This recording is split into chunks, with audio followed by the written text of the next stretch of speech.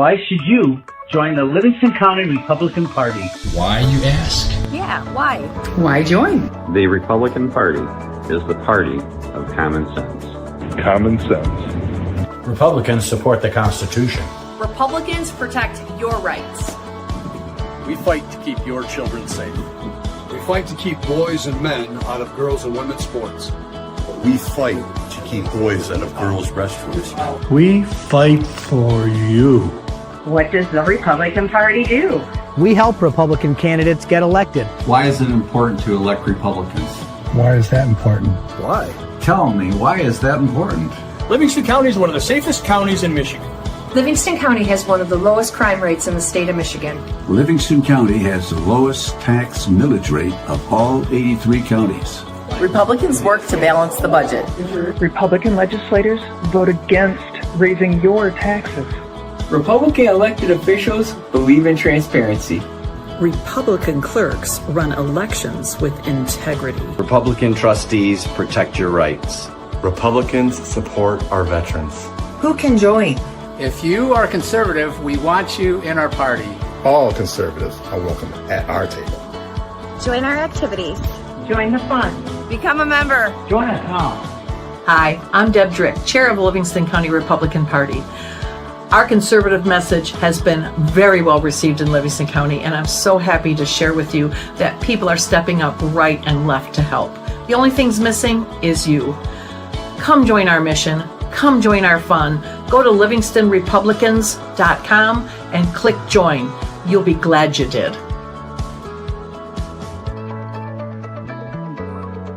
Someone once said, where your treasure goes, there also will be your heart.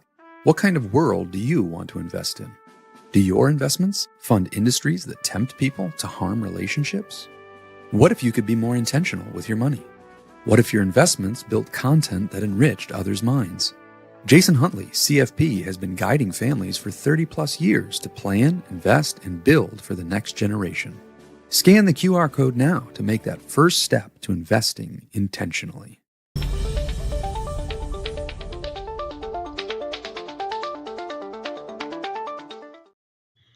Hey, hello, and good evening, and welcome to the January 20th. Oh my gosh, we're 2/3 of the way through January already. What happened? Although nobody who complains about going through January fast. It's too cold. It is. It's so cold.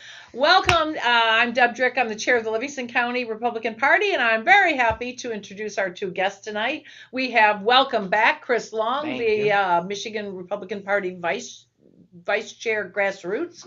And then we have remotely, we have a Rusty Richter, who plays a double role. He's the Kent County GOP chair and the Michigan Republican Party finance chair. Am I correct? Did I get that right? That is correct. Awesome. Well, welcome both of you. And we've had some Rusty and Chris do a podcast. What's the name of your podcast? Grassroots Strong, and they do a Monday morning recorded podcast, and it's very interesting, and I've listened to it. And they were talking about that old argument, and those of you who have listened here before have heard me talk about how much I hate the establishment versus grassroots. I don't even like those words. Everybody's a Republican, move on. But unfortunately, there's that does exist. So they've had some good conversation, and so I've invited them on the podcast to kind of talk about it here and kind of weigh in. So just so you know, Deb, Grassroots Strong, Chris is Grassroots, and I'm Strong. Okay. He's the establishment. Let's get this straight. Okay, all right. To provide balance. Okay, all right. So the scale does this. All right, that's good news. That's good news. I was Grassroots before Grassroots was. Well, it's funny too, because I have been part of our local party. All long through, I don't know, probably 15 chairs now. It's been quite a while, and I remember. 90s maybe, when the Ron Paul kind of takeover, when the Tea Party first kicked off. Sure. And it kicked off like from behind. I just remember going to a convention that used to have 12 people there, and all 12, we used to beg people to come and be a delegate. And suddenly the place is packed with people we don't know, and we don't know who they are. And suddenly we got a whole new EC, and we don't know who these people are. Takeovers. Yes, it was a huge takeover, and we were left going, what just happened? Yeah. And so, and it's funny because a few years ago when there was another kind of takeover, those same people got booted. And I remember some of those same people saying, oh my gosh, all the years we put into this and we were just kicked to the curb. Yeah. Well. Because there's always tension within, usually within the Republican Party. And I'll tell you why that's good. That's good because when tension is, for example, in a marriage, there's generally tension between a husband and wife, and that creates a good, positive thing. My wife and I have been married 44 years. We've raised 6 kids. We currently have 26 grandchildren under the age of 13. So, oh my goodness. So you'll hear me talk about family quite a bit, but think about the Republican Party. You know, if we didn't have that tension between the different facets in the party, and man, can you get the different facets in the party are like a diamond. You know, when you look at a diamond, it's multifaceted. It has many different sides to it. If it was just flat, it'd be boring. It wouldn't be effective. So I'm real tight. You know, I started in the Republican Party. The first presidential campaign that I worked was Gerald Ford in 1976. And remember, Gerald Ford was from Kent County. Yep. So that was, if you think about it, this year it will be 50 years that I've been involved in the Republican Party. So I've seen, you know, the Ford guys didn't like, the Ford people didn't like the Bush people, you know, right? But the Bush people didn't like the Reagan people, you know, and by the time, you know, Reagan ran against Ford in that race, that's where I first met Ronald Reagan. It was interesting. 4 years later in Detroit, by the way, in 1980, he became the Republican nominee and picked Bush for George Herbert Walker Bush for his VP, and that was a coalition. You know, they build coalitions, and when partnerships. I'm in business, so I have a lot of partnerships. When you build coalitions, it's an exciting way to expand the party. To expand the victories that we can have. We're much more successful when we band together. So Deb, what that means is, Chris, I don't have to agree with you guys 100%. You don't have to agree with me 100%. What we do is we find common ground, and we don't throw away the core. You know, we need a core about who we are. You know, and I know what that core is for me. Mm-hmm. Core is always less government, lower taxes, local control, free market, and rule of law. You give me those 5 things, Deb. That's right. We can disagree on a few minor issues, but we're going to go forward and we're going to create a victory against the Democrats. I'm telling you, that's what we need to do. That's called unity. We don't have to be in agreement. We have to be in unity. Right. I agree. You know, and I don't care if it's politics or if it's organizations or it's governmental entities. You know, you always get that new and the new coming in and the old, and there tends to be, you know, friction and war. But the reality of the situation is they're not going to go anywhere. They're not going to exist unless they rely on each other, because new and fresh ideas they don't have any grounding. They don't have any roots. They have a lot of ideas, but no structure, and institutional knowledge is great, but it doesn't necessarily move forward at a fast rate. So the two of them working together can do incredible things. But if they're working against one another, which often happens, that's where our issues come. That's right. My wife and I, for example, we homeschooled our 6 kids. So back in the day, I mean, we homeschooled before it was legal in Michigan to homeschool. Wow. And we remember when the truancy officers would come and knock on the door. Yep.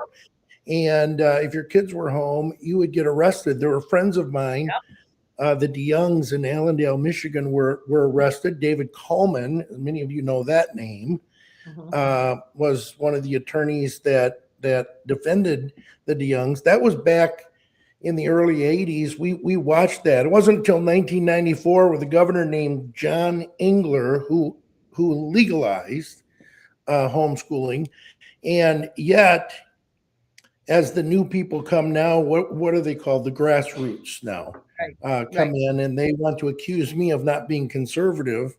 And I mean, I homeschooled my kids, and I'm probably much more conservative than they are many times. But what we need to do is find out where we agree. And it doesn't matter, Deb, for example, and I don't know you very well. I mean, we know each other a little bit. We see each other at conventions, and we're both county chairs, and we've got a lot in common, but I have no idea. You might have sent your kids to a public school, and that's okay with me. As long as you were involved in their education and involved in the thing. I homeschooled. Does that make sense? And it does. The point that we agree is you should have the freedom to choose where you want to send your kids and how you want to educate your kids. That gets to the Republican core of who we are. Sure. And so I hope that makes sense, Deb. I'm not sure if it makes. No, it does. This is Note McCoy Road here. We need to, the old days, Ronald Reagan used to have what was called the Big Tent Party, and we need the Big Tent Party. There were people in the Republican Party that I didn't agree with, but they were strong, good people that knew how to win elections. They were people that knew how to raise money, and it takes money to win elections. You've got to have like that or not. Right. That's right, Chris. I mean, whether you like it or not. And when I first got involved in the party, all I could do was they loved me because I could bring in the volunteers. Because we homeschooled our kids, we had a vast homeschool network. Somebody called and said, hey, we've got a parade or we're doing something and we need 25 or 35 volunteers. My wife and I could put them together. And we'd have homeschool families all over the place. And we could, somebody wanted to go to Mackinac and make sure they had enough people on the island, walk around the signs, different things, back in those old days. He was the grassroots. Yeah. Well, we'd bring up, I remember getting Greyhound buses and bringing up 2 buses full of volunteers. That's what we did. Wow. I mean, we were the grassroots people. Well, after 25 years of that, pretty soon we got to know a lot of the donors, and now I'm considered the fundraiser of the party. So I'm clearly not grassroots anymore. I'm this establishment freak, and but you know what? We need the establishment. We need the elected people. We need the 4 legs of the chair. Yes. Or the chair is, you don't want to sit on a chair with 2 or 3 legs. No, correct. No. And so the 4 legs are the grassroots. They're an amazing part of our party. Heart and soul. And the establishment is an awesome part. We need that experience and that history. And the donors can't do it without money. Ronald Reagan, again, very conservative guy, said the mother's milk of politics is money. That's right. And then, you need the candidates. And the candidates, they're probably the most misunderstood leg of the 4, because once you're elected, you've got to cast votes and do things to appease your constituents and to appease your own core. And yet you've got to find candidates that are electable and all of that. So those are the 4 legs of the chair. And without any one of those legs, we don't function good. Agreed. Yeah. So that you jumped on a word there. I saw you. Can't look at you. This is a hostage video. have a rule here. We have a rule. We talk to the viewers, right? And I constantly tell the people on my left always look at me to talk to me, and then I kick them under the table because they've done that. Good for you. You go back and watch last week and watch Ralph Rebrand jump every 3 seconds because he looked at me. Or Mike Rogers start laughing in the middle of the sentence because I kicked him. So yeah, Mike Cox got a whole, Anthony Ferlini is completely bruised on his right side from me kicking him the whole time. Well, I'm glad I'm not right there in the studio so I get kicked. Yeah. But anyway, so let's talk just for a minute. You said the magic word there, electability. Yeah. What is electability in your mind? Well, we need electability. We need to realize that if we don't have electable candidates, Correct. we're not going to move our party and therefore our ideas forward. So there are many within the party, Deb, Chris, you know this, that have the view that you have to be a purist, okay? And that purist mentality is going to lock a lot of people out. If, for example, back in the 80s, I said the only way you can be a good Republican is if you homeschool your kids. Follow my thought on this. Right. And I would you're not really a true Republican unless you homeschool. That happened to be what I believed for me. But, we took a broader stance because there were many people that thought, hey, it's time to fix Christian school. There were school of choice. There's charter schools that were a good idea. Private schools. I mean, homeschool is one element of education. One way to educate kids. For me and for my wife, we thought it was the best for us. But what do you There's think? also some parents that shouldn't homeschool. No, Correct. No. But in your mind, Yes. what do you believe makes a candidate viable? Because I Or, just made or go the other way. What makes a candidate not viable? unelectable. Sorry, Well, when it unelectable and look- electable, viable, whatever. I used to have a T-shirt. I used to have a T-shirt in the old days, and it simply said "Curb your dogma." Now I'll explain to you what that means. If you go to church, if you're in, if you're a person of faith, you understand that if you're dogmatic about one belief, Correct. you're going to get hung up, Yep. and you're not going to move the faith forward. And it's the same thing with the Republican Party. Curb your dogma. I mean, yeah, I have some extreme views on some things in business.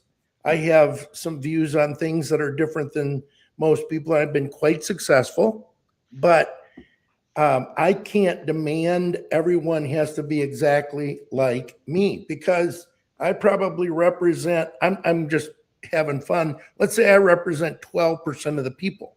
Okay. Well, if we're all like me, we're going to get 12% of the vote. We're going nowhere. Right. That's We right. need Chris, who represents another 12%, and Deb, you represent 14%. I'm throwing this out. Pretty soon, now we've got 36% between the three of us. We get 2 or 3 more people, and we can run the tables. Agreed. That's what coalitions are about. That's what. We got some comments here. Yeah. Let's see. Scott Greenlee, these guys, 100%. That's right. Scott Greenlee. That's right. And then we've got Carolyn Henry. That's our county prosecutor. I'm glad I found the rules and didn't I'm going to get start kicked. kicking you. There's now been 3 instances so far that you've looked at me, I know, I'm but I awesome. can't look at you. My podcast, my rules. So, and Carolyn Henry, as far as her being glad I didn't kick her, you don't kick the chief prosecutor in your town. I don't care. Yeah, right. Carolyn, you got free range. You and Mike Murphy. No, you guys are off the kick limits. So everybody else, including you, is on. So, yeah, okay. So yeah, there are. There's a whole lot of definitions of the right way out there. And everybody, this one's right, this one's right, this one's right. I'll tell you something. I worked at Habitat for Humanity on the state level for a long time. As a matter of fact, what part of Grand Rapids, what part of Kent County are you from? Well, I'm from the Southwest area, so Wyoming, Byron area. Okay. And Granville. Okay. So how long have you lived there? How old am I? No. You've been there your whole life? Yeah, that my area? whole life. I All right. live about 1.5 miles from the house I was born in. Okay. I in Gaines Township lived Gaines, yeah. Gaines Township lived a your former senator Mark Jansen. I was his chief of staff, so I know Oh, that okay. area quite well. So Yeah, I know Mark. anyway, Bless yeah, his heart. he Yep. was a great guy. Anyway, but everybody thinks of things different, and that's how I met Mark. Was actually at Habitat. In between the House and the Senate. He worked yeah. at Habitat at Michigan, the state organization, and so did I. And I learned one thing about I started an affiliate in Williamston. It had died, and I sort of resurrected it then. And I learned some things about myself. I learned that I could raise volunteers, I could raise awareness, that I had a great vision. I was great at training volunteers and getting people excited about what we could do. But the one thing I couldn't do was build a house. So Yeah. I had to have volunteers build a house. Yeah. And we would have one volunteer main contractor, but we would have a new lead contractor every single week. And so, things would be done differently every single week. But the plan, no matter how you did it, the plan progressed. Even though this guy did it this way, then the next week this guy did it a different way. And I learned something really, really important. And that is this. There are exactly 87 different right ways to swing a hammer. Right. I mean, this way, that way, it's all in the thumb, it's called. Okay. But you know what? Darned if all 87 of those right ways drove the nail into the wood. And that was a lesson for me that stuck with me. It was like, up until that moment, I always had this belief that if I did something a certain way and it was successful, then it became the way to do it. Right. And it was. Well, that's and why I look at the yes, ocean yes. effort with the grassroots. I will tell you, when I signed up for this job, I was thinking the grassroots across the state was much like the Mecosta County grassroots, and I was wrong. But up to to that point, if you didn't do it that way, you were doing it wrong. And that was and then when this dawned on me that all these 87 different right ways to swing a hammer, that was like a life-changing moment for me. And do you feel close to me now? I'm looking at you. Do you feel close to me now? I'm bearing my I'm not allowed to look at you. I'm bearing my soul here. We can pinky swear and stuff. But can't touch that you was either. that was a life-changing moment for me. But it flows. I mean that it was freeing too. Just freeing that other right ways worked, and that was very freeing. And I think if there's a lesson, because the way I swing a hammer, Yeah. is I hire a guy to do it. Right. Oh gosh, now there's 88. Thank you very much. There goes my story. But I would really like some of the grassroots individuals that are stuck on one way of doing things, just like you said, you're 12% stuck. I would love to just kind of share that wisdom. There is more than one right way, and you don't have to hold on to and this I'll be real honest with you, Deb. We have to learn as people, and as party stalwarts, we have to learn to accept other people's styles. Correct. So Chris's style is different than my style. Correct. Mm-hmm. And your style is different than Chris's style. Mm-hmm. So you've got to, if I say, Chris, I need you to do this, this, and this. These are the 3 things that I need you to do for me. Can you do it? Now, if I go in and say, Chris says, yes, I can do that for you, Rusty. I will take care of those 3 things. Count on me. Now, I go in 4 times a day and I tell Chris, this is how I want you to do the first thing. I want you to do, this and this and that. I mean, Chris is going to go nuts, pull his hair out, and go to his favorite restaurant, Mr. Burger. Oh, God. You brought it here. We don't know what that is here. We don't know what that is here. Oh, gosh. Chris, I got you. 1. Yeah. You've lost us. We don't know what Mr. Burger is here. Well, Chris's favorite restaurant is a place I've heard this. I've heard this on your podcast, but he just absolutely loves it. We'll have to. I'm gonna have to take him to a restaurant here so I can then. And you know what else Chris loves? He loves me. That I can tell.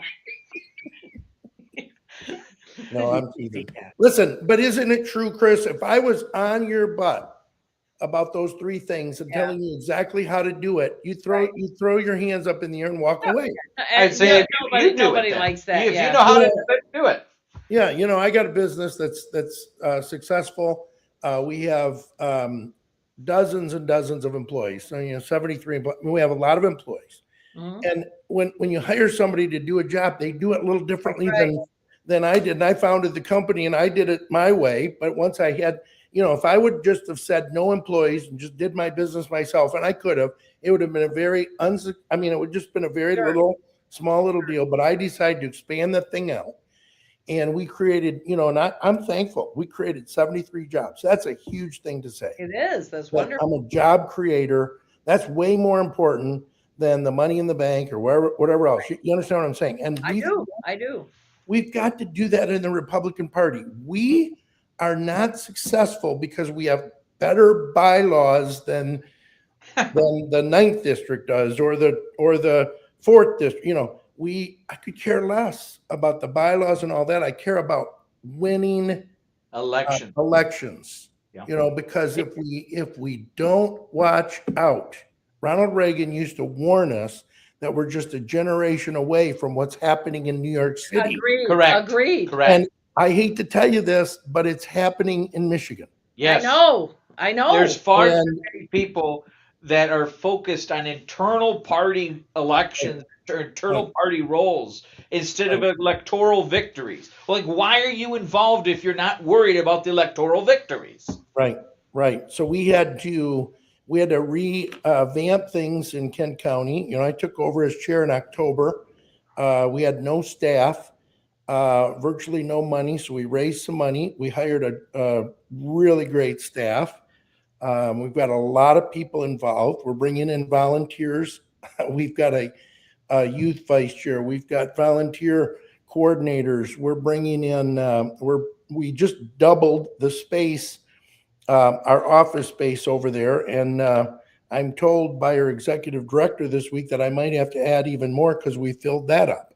Oh, wow. So we're creating a hub, Deb, and Chris knows it. He's been over there, but we're creating a hub in West Michigan for candidates and for volunteers and for people to get involved.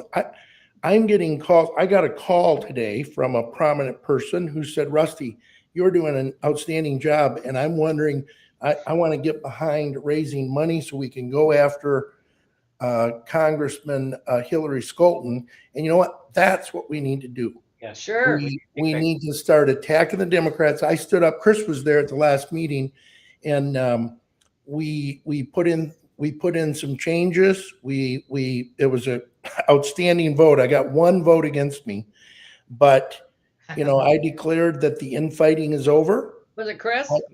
It wasn't Chris. I declared that the infighting is over. I declared that we're in unity. And unity is a weird thing, Deb, because, a lot of those people that voted with me that night weren't necessarily agreeing with me. Does that make sense? No, I do. Oh, yes. So, I don't have to agree with President Trump, but on everything, but I vote for him. That's right. And that brings me to my other point. The grassroots movement, the new grassroots movement that's come in, are strong, and we need them. But they lack experience. Correct. And because they lack experience, years ago, Deb, you said you were working with Mark Jensen. You probably remember a guy named Peter Secchia. Secchia, yeah, absolutely. Oh, Peter, Roasty guy. Peter used to, my last name is Richter. Peter used to talk to me when I first got involved in politics, and he'd point, his finger right in my chest. If that happened today, I'm sure that somebody could get him for something. But back in those days, that's what he'd call me a name that ended in ER, like my name Richter, but started with the word F, the letter F. Okay, all right. I used to have to say to Peter, "You're close on my name, Peter. It doesn't start with an F, And he'd end up laughing. He had a great sense of humor. But I'm going to tell you something about Peter Secchia. He was strong leader. He wasn't just a manager. He was a leader. And there's a difference, folks. There's a difference. And what we need, the grassroots people are phenomenal. They have, like Chris said, they're the heart and soul of our party. They have passion. they're wonderful people when you get to know them. They need experience. They need to be led. They need to say, this is why we do these things. I mean, to get in office or to take over a county party and only raise $30,000 in a cycle ain't going to make it. Depends on your county.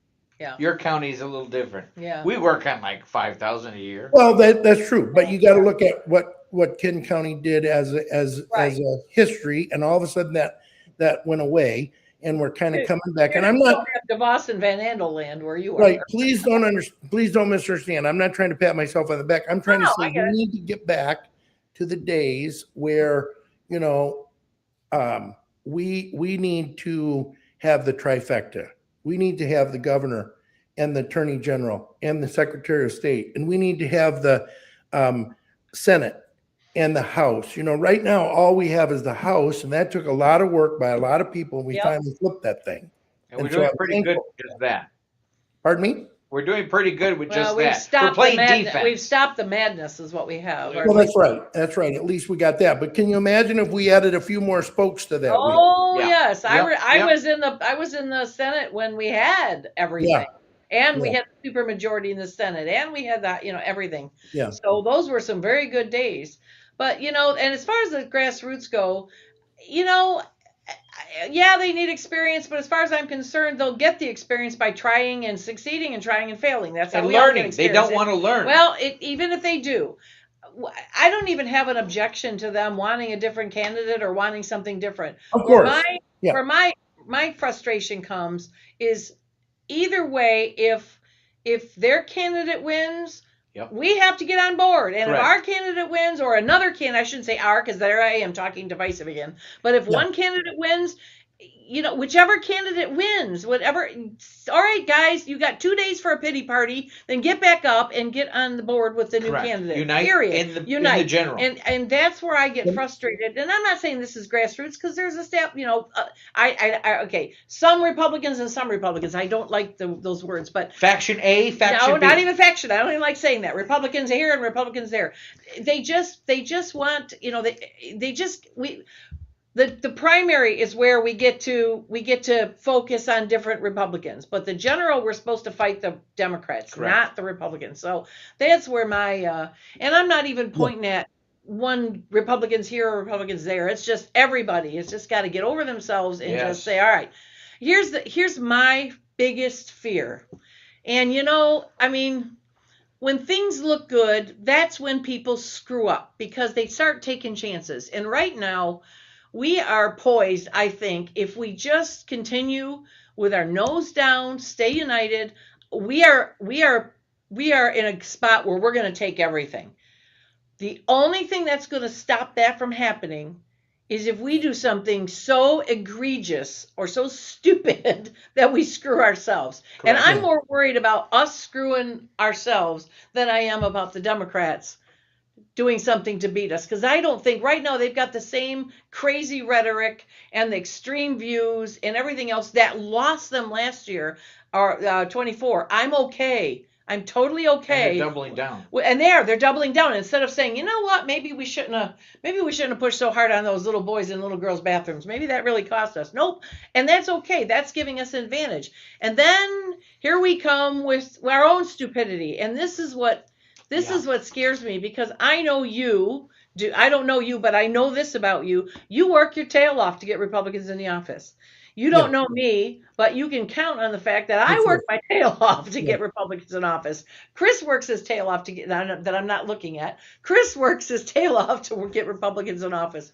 We all do. Well, here's the thing you have to understand, Deb, is the most important vote. Let's just use the state House of Representatives. Okay, let's just use this for a minute.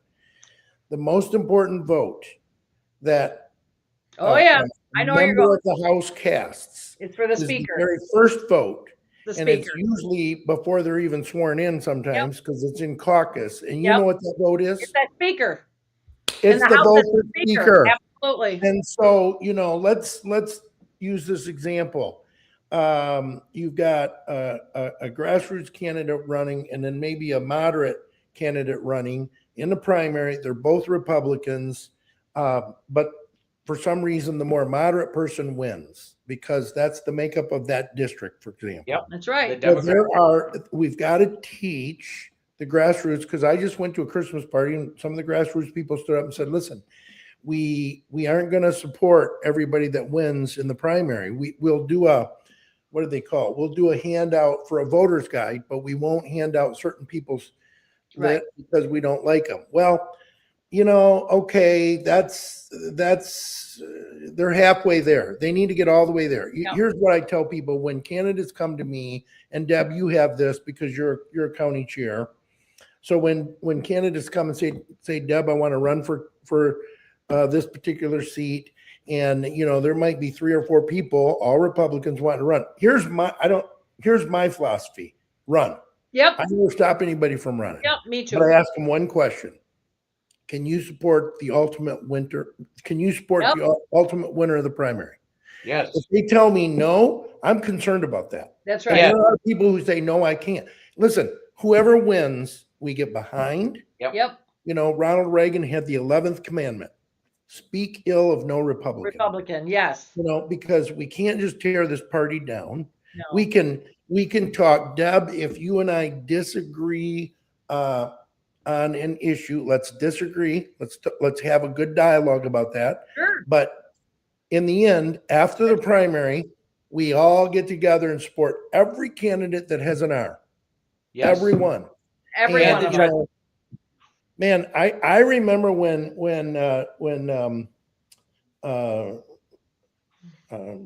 Governor Engler won, and there were people out there that said he's not the most conservative, and which I find hard to believe because I think he's quite conservative. But this guy, they didn't like the fact that his first tax cut, Deb, was so small. And they chewed on him and ripped him up. I don't know if I know you were around during those days, but pretty I was soon, a young girl. Engler was in office for 12 years, and he had, I think it was 31 tax cuts, very incremental, all small. But when you total them all up, amazing. We need to be working the ball down the field. There's a certain faction or certain group of Republicans that want to make Hail Mary shots every time.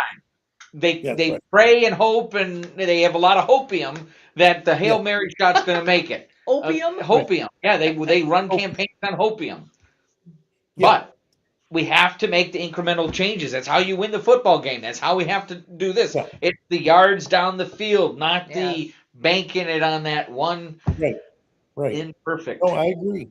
And I think it's important that we realize, in Kent County, for example, we went from a red county to a purple county. I know. And then we went from a purple county to a purple bluish county. We've got to turn that tide. Correct. We got to get back to being a purple reddish and then a red county. And we can do it. I believe that takes leadership and not management. Right. Managers are important. Don't misunderstand me, but we need leaders, and leadership is tough to do. Yep. It's a tough, lonely business, and we need leaders. Does that make sense? Decisions that are not going to be liked by everybody. Yeah. That's what a leader does. They're not going to appease just one faction. Right. And I'm not saying that we need dictators, and that's, there are some out there that want to call me a dictator of the party since I took over. But what I'm trying to do is provide leadership, grow the party, move it forward. I see that, Chris. You can kick them now, Deb. I mean, so, but you know what I'm saying? It takes leadership. You've got to let people know where we're going. We leadership casts the vision.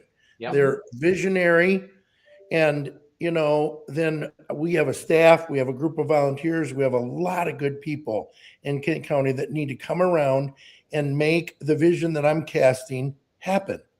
And I don't do the details. I'm not good at details. Oh, my brother from another mother. Yeah. Exactly the same way. So I wave my hands, and you know, people say, uh-oh, that's what Rusty wants. I just wave hands and then people come in and do it. We have, Deb, let me tell you, we have some talented people in Kent County. They are awesome. And many of them are from the new grassroots movement. I have gotten to know some of these people and they know what they're doing. You know what? They're thrilled to have a vision that they can move toward. Does that make sense? It does. It does. And that's something that I think we need, you know, statewide.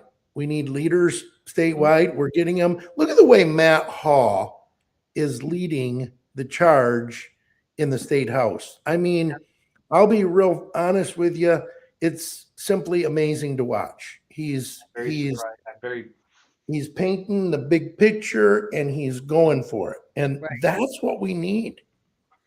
You know, we have every year for the last Saturday was our third consecutive year. I got a history in the legislature and I got a history as a trainer. And I kind of combine them sometimes. But one of the things back when I was a trainer, I'd go around to organizations and I would do strategic plans for nonprofits or for business and things like that, groups, community groups. And so 3 years ago, I started doing them every January. We just did our third one.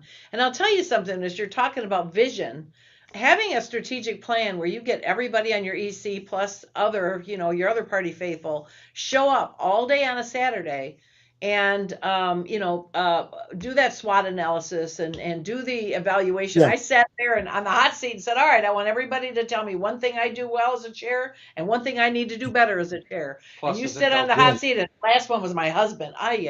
So anyway, but we also did that about the party. We also did that about, we went and then we broke out, we did planning. But when we're done, you're talking about having vision. When everybody is bought into that vision, it's amazing to, sit back and let them go. I have a policy here. I don't micromanage my groups.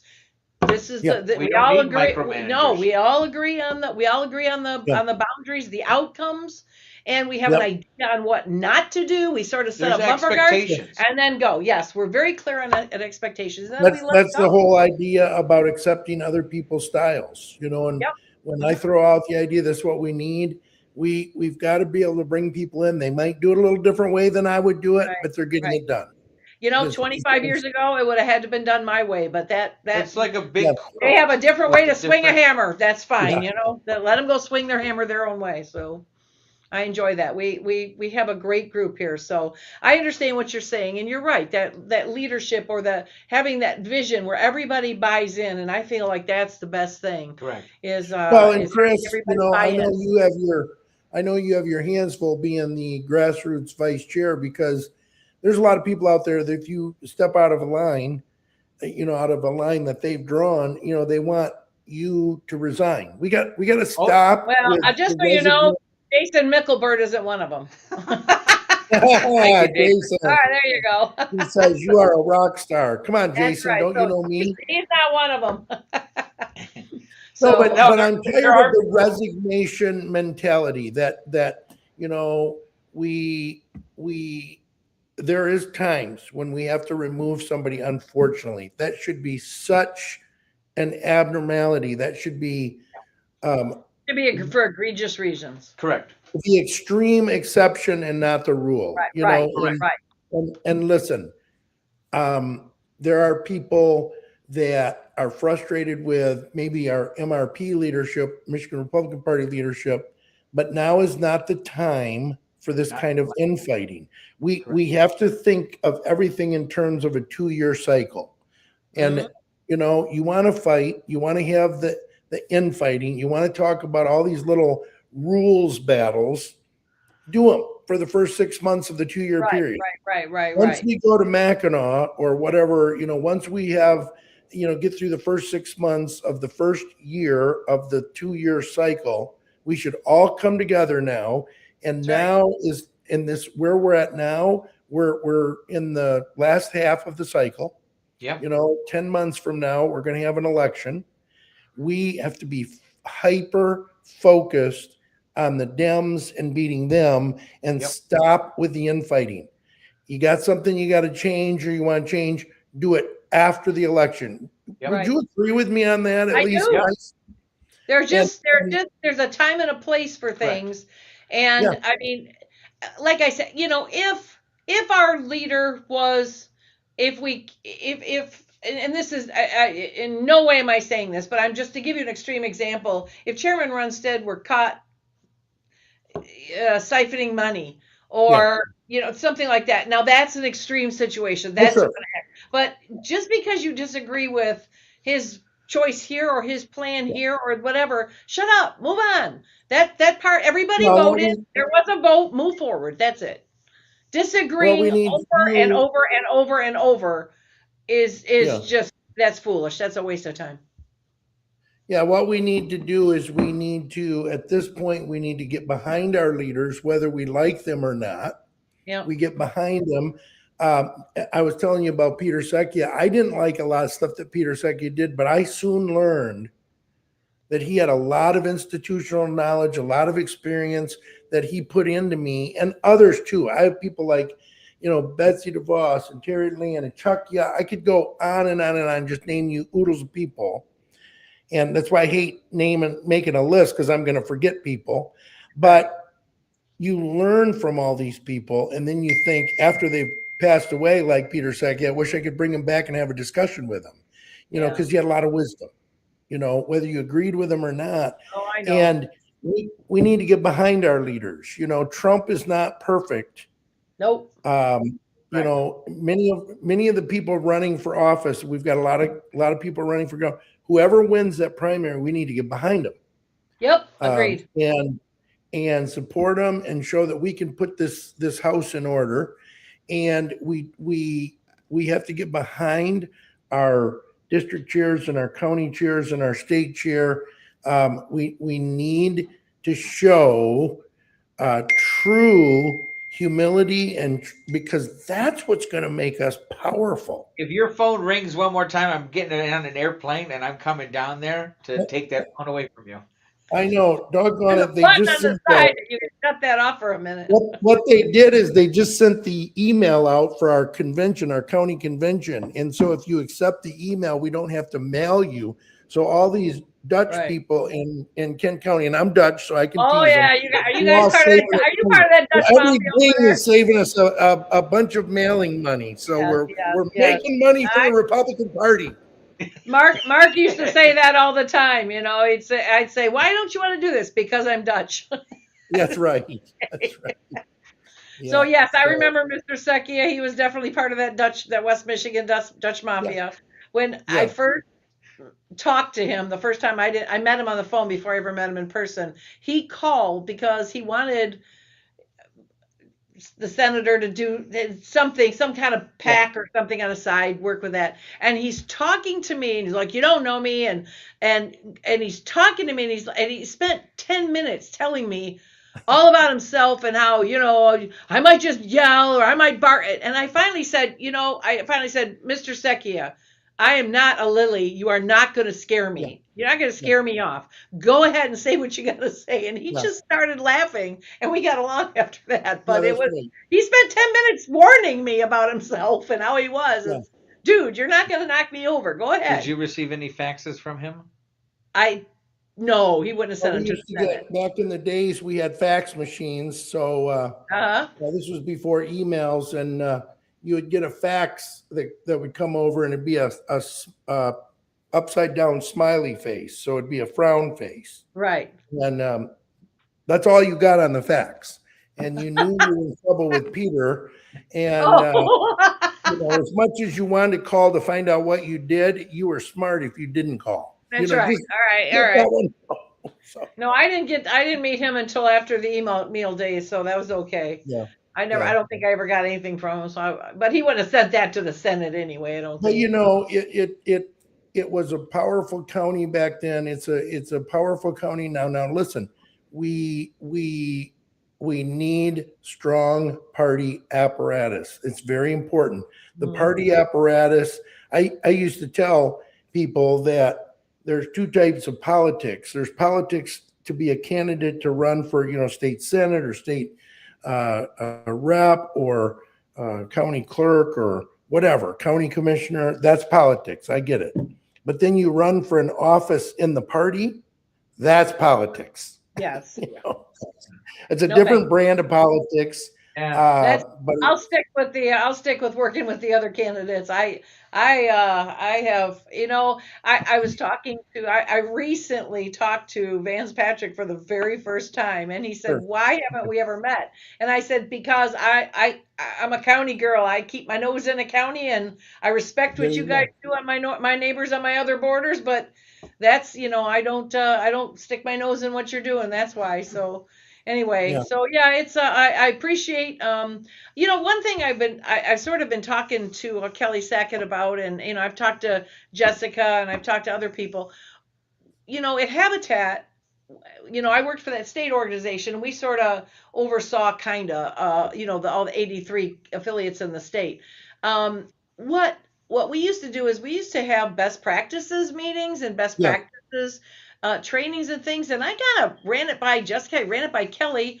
I ran it by Sunny. Is there a path either through the party or if not on our own where we can talk about what do you do well in your party that you can help share with other people? Because there are, I was talking, like I said, I talked to Kelly, and our party, we do dynamite candidate trainings, getting them through all the, the checklist, what you need to do, what you should never do, the strategy, everything else, and we get people elected. I don't know how to use data to save my life. I'll tell you how to use data. Well, but I'll tell you another good thing on an event is District 8 just had a roundup that brought in the candidates, and they had these forums, especially for District 35, but all the districts need to be replicating that style of event to get the people organized and discussing. And it was a 2-day event. They provided dinner, and they provided lunch and breakfast. It was great. But those type of things also, people need to be replicating. That's what I'm saying. We need to be talking. Different chairs have different strengths. Some do great websites. Some there's the truth what you just said. Yeah, that's the truth what you just said. Different chairs have different strengths. I love Annie, Delisle from the 8th district. She's a good friend of mine. I would have been at the roundup, but I was just getting over RSV, and that was excruciating. But in fact, we talked a couple of days ago. Annie and I did. But Kent County is different than Livingston County, Deb. Oh, yeah. You understand that. I do. So, if we just, so I like a lot of what you just said, but I'm going to push back on a couple of things.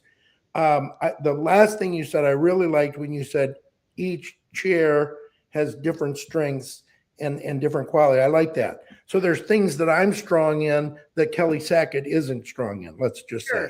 Sure. Now there's things that she's really good at that I'm not so good at. So I might need to, and I'm as I'm getting to know you, hey, great. If you're good at candidate training, we'll, some of our candidates that need that, we'll get them over there. Vance Patrick, I know him. We work together on a couple of things. He's good at things.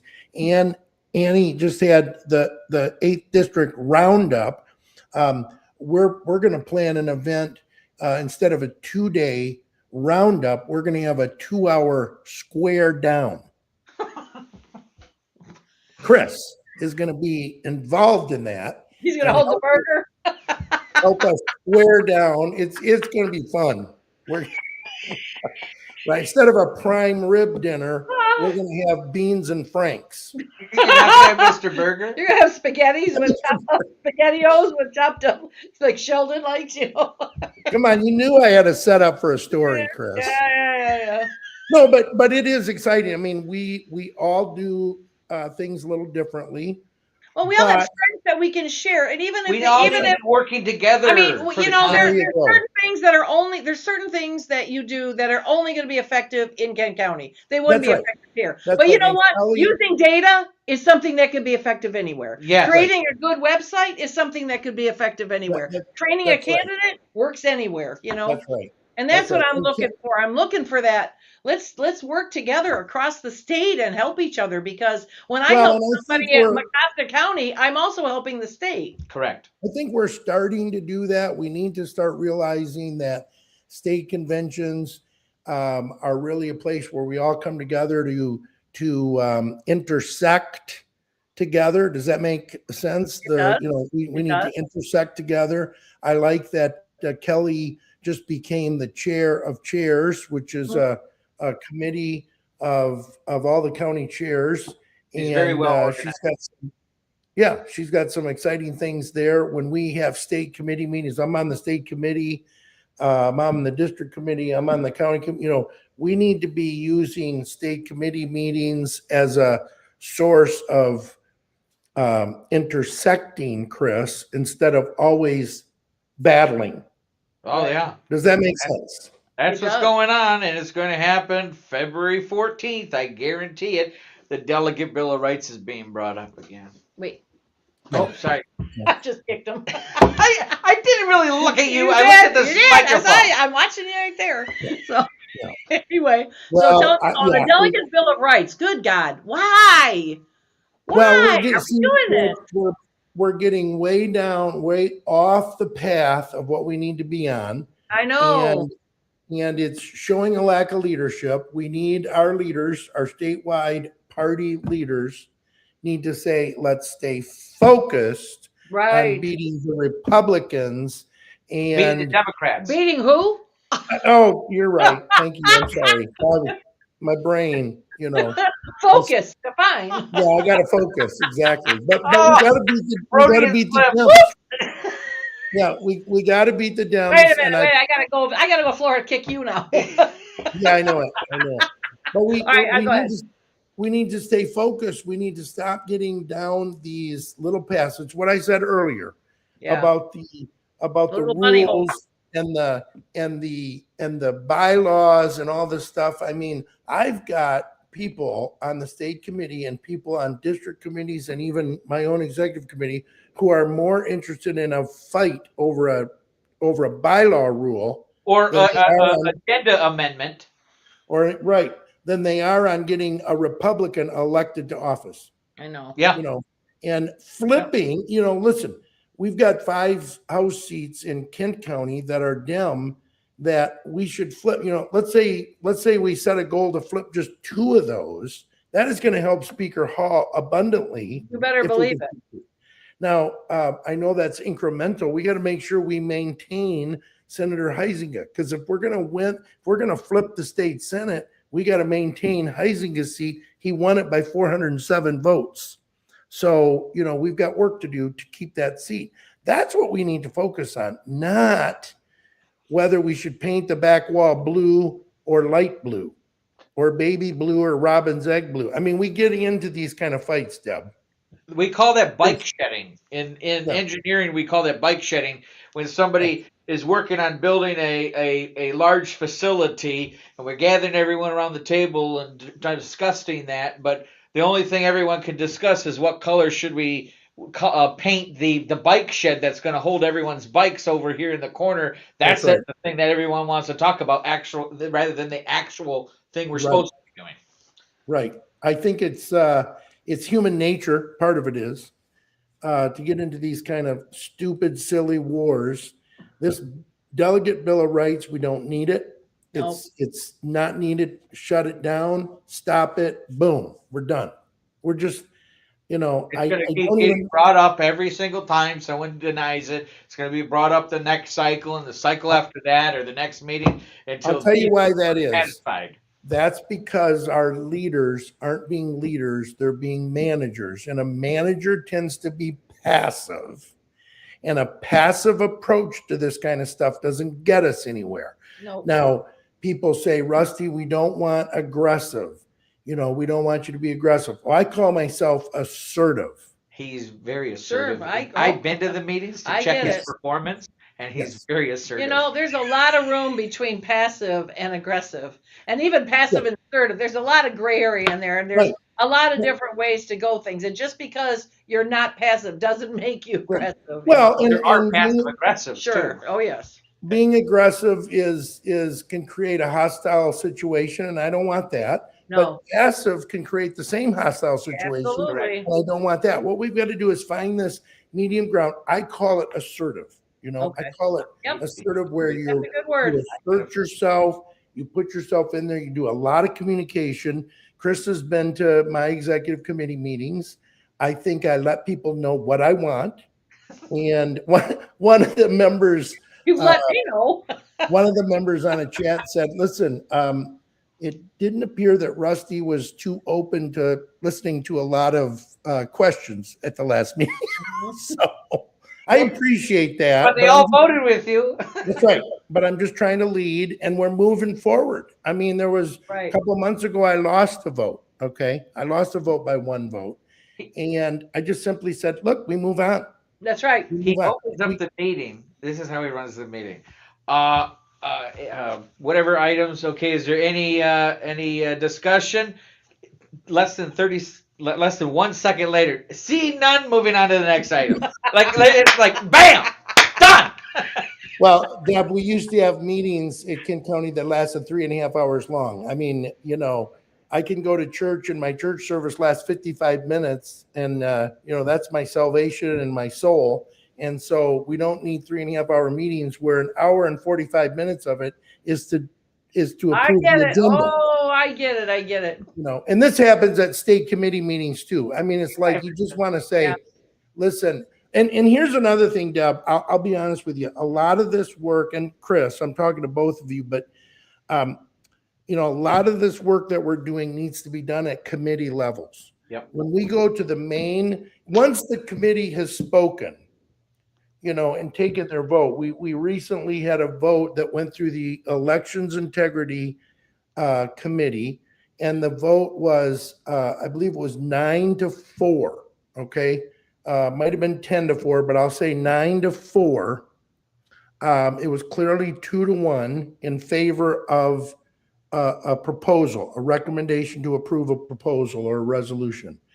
And when it got to the main committee meeting, the main body, Yeah. which is about 100 and some people, 110, I'll say, about 107. The chairman of that committee got up and said, you know, this resolution was passed at a committee and recommended for approval. And this was based, Deb, on 6 different meetings we had. We did all the work. I was there. It was a committee I was on. They did an amazing amount of work. We brought in 4 professional guests to talk about this issue. We made a decision. We did the work. We did the heavy lifting. And once the recommendation was made, the committee chair said, this is a famous, everybody's talking about this, so we're not the first. The committee chair said there were only 4 of us who had integrity. They were the 4 that voted against the recommendation. I tell you, My gosh. Chris, were you at that meeting? I don't think you were there, but I jumped across my seat. I almost was going to wring her neck. This is uncalled for. I want to go just to watch you. You can go as you're a county chair. You're ex officio. I'm going to sit in the back and I'm going to watch. Yeah. You can go. Okay. There were a couple of my friends were there that just sort of held me back, but otherwise, you know, who knows what would happen. But this is uncalled for. We let the committees do their work. And so, you know what? 14 people on each side of this issue got up to speak on either side of the room. The meeting dragged on forever. We finally took the vote. We won it. It passed, which is what the committee did. But we've got to stop this kind of stuff. But then the emails continued on going on. I know. Oh, yeah. That's exactly what I started by saying. We can't. Remember, I told you that we are poised to win unless we so stupidly make the decisions to sabotage ourselves. That's what's happening. Or, you know, unelectable candidates or people that will, you know, double down because their guy didn't. They'll stay home. You know, all that stuff that. I mean, God, it just is so. Well, this is what we're trying to do at our county levels. We're trying to say we've got some good committees. We got good committee chair. Let's get these things discussed at the committees. Right. You know, as chair, I assign them to the different committees. We let them work through the process and then bring it. And we're trying to back that committee system. And that's the way to go. That will get our wheels moving instead of just spinning in the mud. Right. Right. What's the overall agenda aside from this delegate Bill of Rights nonsense? What's the overall purpose? I mean, what's the overall agenda items for this meeting coming up? We have some important things to talk about on February 14. Right. We recently Bernadette Smith was the co-chair. She resigned to run for Congress. And once she resigned, we needed to replace the co-chair. So at the last meeting, Chair Runstead nominated Sunny Reddy to be the co-chair, and we unanimously approved that nomination. I thought it was a good move for two reasons. I think it was important to give the chairman, the chair, what he wanted in order to lead and move his program forward. And secondly, I know Sunny, I don't know him, as well, but he was at least somebody who was credible, right? And can do the job. He sits on the Wayne State Board of Governors. I think he's doing some credible things, and we ought to let him be our vice chair. What happened is, Deb and Chris, is Sunny was the treasurer. So I'm driving home from Novi or Sterling Heights, where we had the committee meeting. I'm driving home to Grand Rapids, and I get a call from the chair. He says, "Rusty, you know what happened, don't you?" I said, "No." He said, "Well, once Sunny became the co-chair, he's immediately done being treasurer, and the bylaws state that the secretary is the next one to be treasurer, and our secretary said no, don't want to do that." So then well, for whatever reasons, Dawn has her own reasons. Sure. So she said no, she doesn't want to be secretary. She can deny it, well within her rights and within the bylaws. So then it goes to the legal counsel. According to the bylaws, the next one in line is the legal counsel. Well, our legal counsel, our current legal counsel, is had to refrain from being chair or treasurer because his law firm will not allow him to do that. Okay. So he had to say no. Well, guess who's the next one in line? The finance chair, and that's me. Okay. So I'm right now the acting, I say I'm the acting treasurer, but I'm right now the treasurer of the Michigan State Republican Party. It's a very interesting position because we're right now through all of our finance,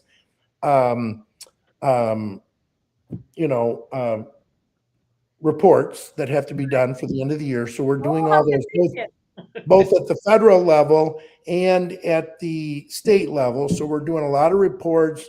I brought a lot of what I think there's a lot more financial stability in the state party right now than even sometimes what our chairman understands. And being a businessman, I'm not opposed to some debt that we have. We're making all of the obligations on this debt that we inherited all up to date. We're current on the payments. We're actually starting to pay it down faster than what it even needs to be. The banks are thrilled with us. I'm not opposed to using debt to win elections. I'm not opposed to that. I know that's controversial, but it's happened in the past. I've run a business. Banks are a needed part of my business. We use them. It doesn't mean that we're not successful. It's just if I can use other people's money, that works great. Absolutely. There's obligations to that. We do agreements, loan agreements. We make all of those are being met. Our payroll is being paid. Our obligations are being met. I think we're poised to turn this around. It might take another cycle to really turn it around. Does that make sense? But we're on the right direction. So I'm proud of what we're doing. I talked to John Daniels because as the treasurer, I'm on the budget committee ex officio. So I talked to John Daniels. He's doing a great job at the budget committee. We need to fine tune that a little bit. We're I don't want to get into all the weeds, but we're getting that in line. We're getting that in line. I think we're in the weeds. We're in the weeds. Is this the Rusty Richter podcast? All right, let's just to scoop us back where I started. We still never finished electability. No, yet. oh, that was like 5 minutes ago. Get with it. Do try to keep up. The question I asked was about the February 14th meeting and what we have. So what we're I'm going to make a leap because they're going to elect you as So one of the most important things we're going to do on February 14 is we're going to elect a new treasurer. Right. Okay. All right. Okay. So Who's the candidate? there are a couple people up for that. Okay. I think it's very important. The bylaws, I believe it's the bylaws that stipulate that the chairman, or the chair, I should call, the chair nominates the person. I'm hoping, and I'm putting up someone that I'm getting behind, but I think we need a West Michigan treasurer. More than That's because they're Dutch. well, I'll tell you, Deb, and Chris, I think you know this, but when you look at the statewide donor pool for the Michigan Republican Party, a lot of them come from West Michigan. Right. There's Can you tell us who you're putting up? I will. His name is Ben Genzer. Okay. Who's the other candidate? I don't know. I suspect it's Dan Wallahan. I think they're both wonderful guys. Okay. You know, and That's in her district, her county. and I know that. I've known Dan for a lot of time, and he's very, very good at numbers. But I mean, Listen, I think either of them would be good. Deb, this is not against Dan. I'm just telling you that West Michigan needs, we've got a chair, a co-chair, Right. and all of these other things from the east side of the state. I think we need to bring some West Michigan. No, I get it. folks. I think there's a balance there. I Sure. think that would help us. This is not against Dan. No, it's hard to find something to complain about with Dan. He does a good job, but I No, understand. and I understand the West Michigan balance. I understand that. And naturally, I'm going to be a West Michigan pusher because I'm from West Michigan, right? Okay. But I do think that West Michigan, especially in the old days, helps the state party candidates, the statewide candidates as a whole. And we've got to get back to that. We've lost some of our credibility, but we can help bank the vote, if I can use that word, to help the Wayne vote that we lose quite heavily, right?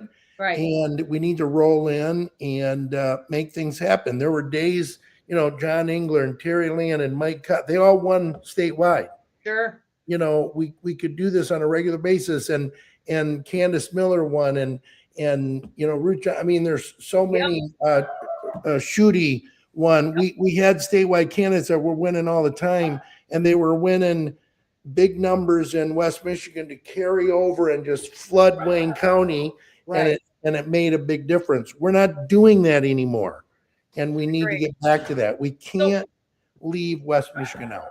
So what else is on that agenda? Is there any policy decisions that we should know about? Oh, dumb stuff like Chris just mentioned. I mean, the fact that we've got to vote on this stupid delegate Bill of Rights. It's There is one good thing. What? We need a amendment to ensure that the vice chairs, the co-chair, and the chairman of the state committee do not vote on the subcommittees, because that became a problem this year. Where the because you're ex officio, right? Right. The ex officios are not members of the subcommittee to be able to vote. And so somebody had a a new interpretation, which voided precedent and Robert's rules or whatever. Okay. And they voted as the co-chair. Okay. And so that caused a lot of animosity. Yes, it did. And it was involving the Delegate Bill of Rights. Yeah. Which won by one vote. Right. Which was that person's vote. And it's very frustrating. What the vice chairs and the chair should do is attend the meetings, speak at the meetings, try to sway the voters. We can make motions. That's right. But we can't vote. Yeah. No, it's problematic. Right. I think overall, though, we probably the biggest thing that I'm looking at is getting in the right treasurer. We need to build a team. We need to build a team that raises money. I don't want you to think that we can just take our hands off the wheels and coast for the next 10 months. We have to get down and raise money. It's the first thing that any chair has to do is raise money. That's the first. I think it's the only thing sometimes, but that's, Agreed. We got to raise money. We have to have money in the bank to run these races. If we don't have money, we don't have a party, really. We don't have money. Right. And you ran Mark Jensen's campaigns or were involved in them. Yeah. If he didn't have the money to win those races, he wouldn't have won. Nope. Correct. Nope. That's And, exactly No right. matter how much you don't like it, you have to spend money. How are you going to pay for mailers? How are you going to pay for text messages, phone calls, phone banking, billboards, ad TVs, stream ads on your streaming device, literature that goes to the door knockers, literature in general, or posters, placards, yard signs? How do you pay for any of that without any money? There are people, and Rusty, that have literally stood up in meetings and said, we don't need money. Well, I had that happen. A month ago, we were at a meeting. I think Chris and I were both there together, and somebody stood up at this meeting at Christmas time, and they said, we don't need money. If God wants this candidate will get through. And I went to that person and said, listen, I know what church you go to. And do you mind if I come to your church Sunday? And when the minister stands up to take the offering, can I stand up and say, well, wait a minute, we don't need money, right? Churches need money. Agreed. Schools need money. That's what property tax is about. A big portion of our property tax is for school. Listen, all of these are, it's sort of like the folks that want to, I'm going to go down a rabbit trail. So Deb, you're going to have to bring it back to center. But pause that for a second. Deb was going to say something. Deb was going to say something about the not having any money. Somebody said that they didn't want any money. Oh, I had a statewide candidate. I was talking to the statewide candidate for a statewide office and was grumbling because that person wasn't being taken seriously. And I said, well, the way to get serious is to raise money. And the comment to me was, why? Voting is free. Voting is free. Yeah. That's a new one. That's a new one. And I said, it's interesting, Deb, but Donald Trump told J.D. Vance shortly after the inauguration, he said, or shortly before the inauguration, it was after their electoral win, he said, listen, J.D., we need to start a mega PAC and you need to raise $1 trillion. Billion. $1 billion. I'm sorry. Thank you. You need to raise $1 billion in the next 4 years. You need to raise $1 billion because that's what it takes to really run for president. And it started with Obama. Obama was the first president that took $1 billion to win the presidency. That's a lot of money. That's that's a lot of moolah. It's 1,000 millions. Yep. Right. So it's just a lot of money. Well, J.D. Vance raised that money not in 4 years, but in 4 months. Right. So you know what? Wow, that's pretty powerful. We got a strong, likely candidate right there. You see what I'm saying? Now, I do. Who understands right? What the money why you need money. You need money. And I worked with a candidate, several candidates. I've worked with candidates through the years, and I have candidates that come to me and they say, Rusty, I'm currently, the county clerk or whatever. I'll just make it. And I want to run for reelection. How can I keep my position? I'll say, listen, the first thing we want to do is raise you a bunch of money. And so we raised $150,000 instead of, what do you need to run and win? Oh, I need $25,000. All right, let's raise $150,000. So we raised $150,000. No Republicans ran against them in the primary, and no Democrats ran against them in the general, because you know why? They looked and went, there's too much money here. Right. That's exactly right. So money is its own weapon too. Fair enough? It is. Oh, absolutely. I get that. But I told that person, I just said, voting is free. And if you can shake everybody's hand that you shake that says they'll vote for you, we'll get it. But the problem is you're going to get what you paid for. Well, and many candidates, unfortunately, believe the voters when they say, I'm going to vote for you. I know. Right, and that's not true. Because the voters say that to all 6 of the candidates. That's right. Because And they when don't you want go to door to door. they're not confrontational. They don't want to tell them, are you out of your mind? Yeah, when you go They're door to not door, a and Debbie knock on the Grick. door. I got candidates say, man, I went door to door. I went to about 12 doors and everybody was for me. So I just stopped going door to door. Yeah. Oh, They're all for me, and then those people lose. And they can't believe it. They can't believe They it. can't believe it because I said to them, listen, people are never going to, Deb, if you come to me and shake my hand and say, I'm running for XYZ office, I'm with you, Deb. I'm with you. I'm not going to say you're a jerk. Yeah, I know. I will. Yeah, I know. No, but when the people say voting doesn't cost anything, it's frustrating because voting might not cost anything, but you've got to get people to vote for you over 2, 3, or 5 other people who do have money that are sending out literature, That's and they're right. sending out signs, and they're sending out Right. mailers and everything else. I So- just feel like there's a lot of people who have these grand ideas and solutions of not needing money, but they're very politically naive, Yes. and they don't understand everything that it takes to get a candidate over that line, and then they wonder why those candidates lose that they like, and they get in their mind and come up with these conspiracies to try to rationalize why the candidate lost. And then you have things like backroom deals.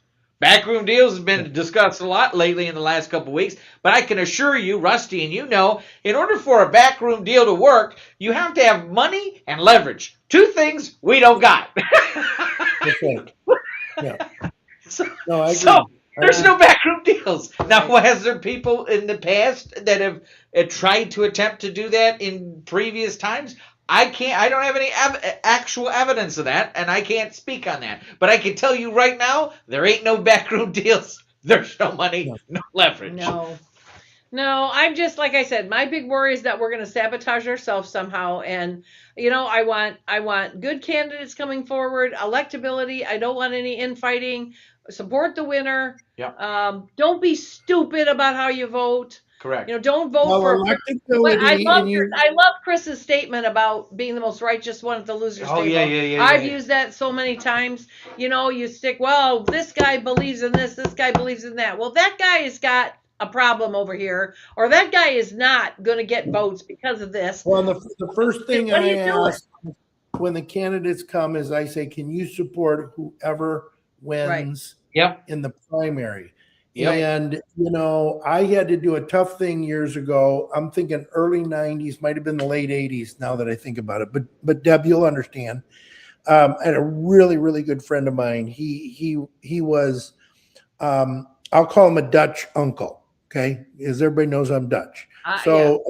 A Dutch uncle, meaning he was just this man. His name was Harold Voorhees. I know him. Oh, yes. Well, Harold was a state rep, but I knew him for a long time. But before he was a state rep, he was the mayor of Wyoming, Michigan, which is a suburb of Grand Rapids. And Mayor Voorhees was he just was like an uncle to me through my whole life. I knew his family. His son is like a brother to me. Well, he decided to run for state rep against a guy named Ken Sikkema. I don't know if you ever. Oh, yeah. So we went door to door. We ran this campaign. We worked hard. We thought, God even told us that Harold Voorhees was going to win, and Ken beat him. And the very next day after that primary, I met with Ken Sikkema for breakfast and said, I'm here. What can I do to help? And Ken made me his campaign manager. I was a young guy, and I took a lot of heat for that. But Ken, he was a state rep for many years. Then he was the leader in the Senate. And whether you like him or not, he wasn't as conservative as Harold. And Harold thankfully won finally. And he was a wonderful conservative rep for many years. But I still supported the R. Right. No, that's what you do. We're all in on whoever Help out in wins, any way possible. and we're not going to just do voter guides. We're going to hand out their literature. Yep. That's what I think. I think it's time to step up. We have an army and a force. And, I used to tell people, because there was a lot of people, especially the first time Trump won. I voted for Trump all the time. I like Trump. I'm a Reaganite, but I like Trump. I'm because all the people he's run against, every one of them are the worst people. Hillary Clinton, Joe Biden, and Kamala Harris. I wouldn't give you 2 cents in a hailstorm for. Okay. No. But they used to come to me and they say, Rusty, we can't vote for Donald Trump because he cusses and swears, and he flips people the bird and all of this. Oh yeah, I got. Hold up. I received multiple. Here comes a Chris money hole. Here we go. We're gonna go I this way. received multiple calls and text messages and Facebook messages from these what I call holier than thou group of people The Pearl that Clutch- the Pearl scolded Clutchers. me because I put the picture of Donald Trump flipping them off in the video, and then like 2 days later I say, this really resonates with me today because it did, and I really wanted to flip some people off. It is. But how dare I? Because like Trump, I get told that all the time. Rusty, you're a really great guy, but you're so abrasive. It's like, here we go. So what I tell people is this: I'm in property When management. it comes to women, here's what I hear. I've heard all my life. You have such a strong personality. Yeah, love that. I love being told that. Yeah, we're strong personalities. You're one of us. But I'm respectful and I'm polite and I try to understand and I try to do it. But that I have a means, strong Deb, personality. you're a strong personality. It means that we don't have to guess what you think. No, exactly. Yes. No, never, Correct. never. I have a And- ticker and tape so- across my forehead. I like to tell people, strong personality. You don't have to guess what I'm thinking. And I'm a big transparency guy. Agreed. Agreed. These weak personalities, let's call them that. You never know what they're thinking. You never know what they're going to do because they're not transparent. But anyway, I tell this story because I'm in property management, commercial property management, commercial real estate. And, so the people call and say, we got a squirrel.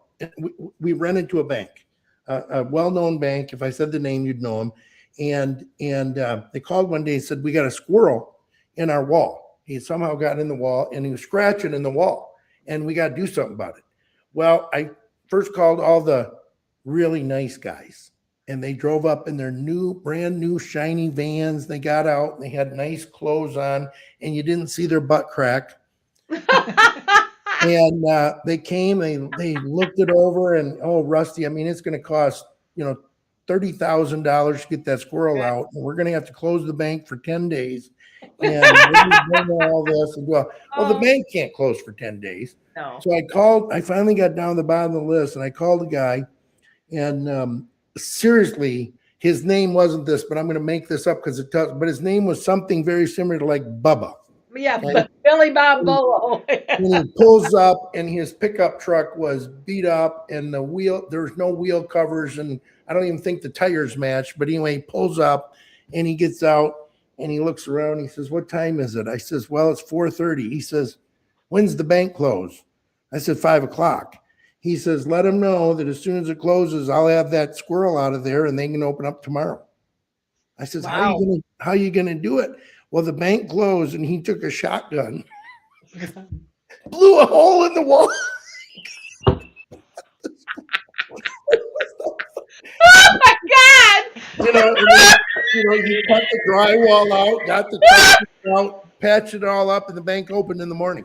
How did he get the squirrel? So the squirrel just ran out? Well, he killed the squirrel. Oh, he got it where it was running. Oh my God! In the wall. He got at the wall. I thought maybe he opened the wall so we could go in there. No! Oh, he blew that squirrel right away inside the wall. Oh, but oh Chris, God, PETA! Now, thank you. Now, PETA's gonna protest my podcast. And the dude, you could were see voting the in. crack of his butt. He was a mess. And he charged me like $200. And Well, yeah, but go buy that's new what I ammo. think of President Trump. President Trump isn't smooth. He's kind of Right. goofy. But he gets the he job cusses done. and swears, and people don't like Right, him because right, he's divorced. Well, you know what? He comes in and says, "We're gonna get this job done." That's right. And That's here's right. how you do it. Boom. That was a pretty good analogy too. That was pretty parallel. That was good. Where is he going with I this? know. No, that was nice, smooth break. Do you see how he roped it around and came right Listen, back? I have 26 grandchildren. They love to hear my story. So, speaking of story, you'd mentioned Harold Voorhees a minute. Didn't his wife, I believe, ran for state rep not too long? She ran against your candidate. Yes, he did. And Yes. Mark was a phenomenal person. And when Joanne lost to Mark, we shook his hand. We supported him in the general. Yep. And Mark was a buddy of mine. And for those on your podcast who don't know, Mark served a couple of terms as state senator, and then he passed away from cancer. He had a brain tumor. Brain cancer, and it was a horrible loss for all of us. He was a really wonderful man, wonderful Christian man, wonderful family man. So I'm sure for you, boss. I'm sure for you it's even a bigger loss. I have spent years trying to recreate that relationship with the boss. He was wonderful to work for. We worked together for 4 years at Habitat, and then I went to work for him in the Senate.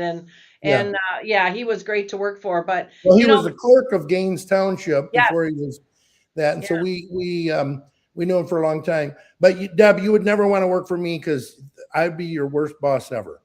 Why? I don't know. I'd blow squirrels out of the wall with shotguns. Oh, that'd be all right with me. I'd probably hold your beer. Be all right with me. I don't care. Yeah, no, I'll tell you just like I tell Sekia or tell Sekia. Yeah. I'm not scared of you. Go ahead. Yeah, there you go. What you gotta do? But I do think we have a lot to do in the party. Right.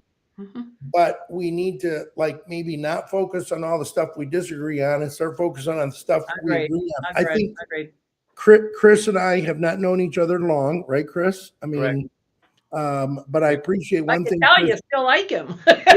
I can tell you about Chris that I do like. What he did up in Goshen was phenomenal.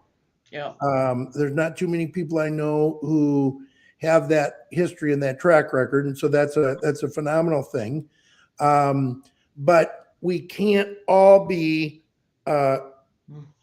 fighters. That remove township officials. We also need people that are raising money. There's things I do, for example, that are, and I'm not going to tell you what they are, that are phenomenal. The fact that I'm not even cussing and swearing on your show is phenomenal. I appreciate that. Because I don't do that, especially because I've got a bunch of grandkids, so I need to be a good guy. But the point is, we do things, and Deb, you're doing things in Livingston County. We're all doing things. We've got to keep the positive going.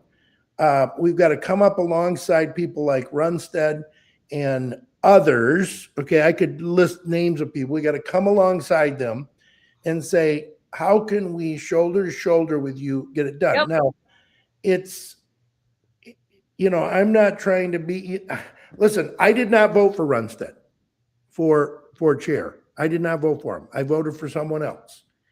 But I think it's important for the good of the party to put the best people we have forward into places and into position. We've elected our people. Now let's move forward. Let's move forward with them. Yes. And, I agree. I'm sure there's many people in Kent County who would say anybody but Rusty should be the chair. But I know several of them who have said, listen, we might not agree with you and like you on everything, but we're willing to pull up with you shoulder to shoulder. Let's work this thing together. And we pulled off some amazing events. We've pulled off some fundraising. We are placing candidates. We are putting precinct delegates into places that haven't had precinct delegates for years. We're getting ready to beat up big time on the Democrats in West Michigan. Big time. And yet we have counties next to us who all they want to do is censure Republicans. That's a problem. That is a problem. When I took over, we had some kind of coming out of a tail end of a battleground, right? Yeah. And is as hard as we all worked, we did pull together to we had 80% voter turnout in Livingston County. Best in my entire life living here. I've been here 51 years. I've never seen that. We did a phenomenal job together. So, you know, the visual I gave everybody is I want every one of us to link arms and face east. We're going to march east together, all of us, and we're going to link arms. And if you don't like somebody in the party and they're marching here, then go march there. But link arms, and we're all, because if you're looking east and we're all working east, you're not looking at that person. Correct. And if you turn around and look at somebody, that means you're facing west, and we're going to let you go. Yeah. Because we're going to all link arms and face east. Everybody has a seat at our table. They got to leave the drama. They got to leave their drama at the door. That's the agreement. Yeah, but I tell people all the time, I'm a human being. And even worse than that, I'm a flawed human being. We all are. And you know what? It takes a bunch of flawed people to make the Republican Party as great as it can be. Agreed. And if you don't have, if you think you're perfect and you think you're a purist, I really don't have time for you because you're just being arrogant and narcissist. And I'm sorry. You know, I would rather say, Deb, listen, I'm not good at a couple of things. Can you come alongside me? You might be the one that's good at that. And I can help you in a couple of things that you might not be good at. And we will be better together than. Absolutely. Absolutely. That's exactly, that is, again, brother from another mother. That's it. You were kindred spirits here, all of us. That's exactly the way I think. That's the way I try to work.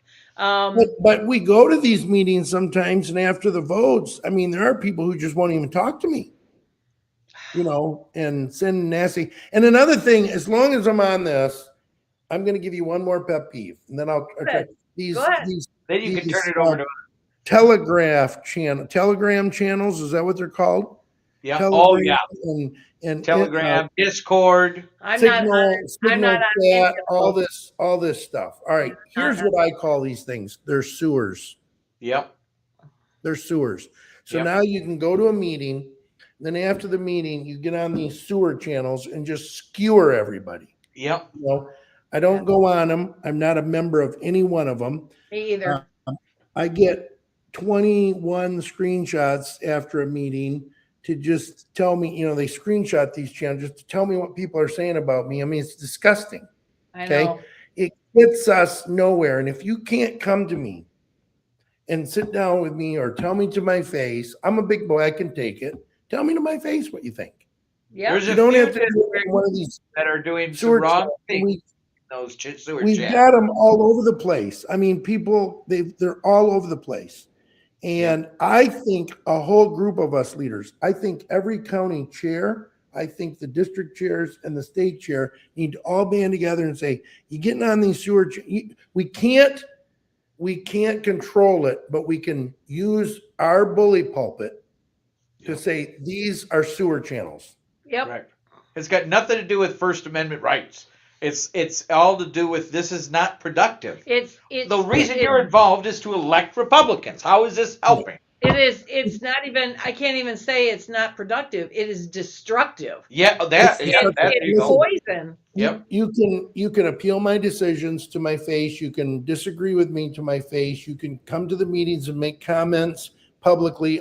That's all you're right. I'm all good with that. It's this after the thing where I'm not even on them and you're just talking about all this stuff.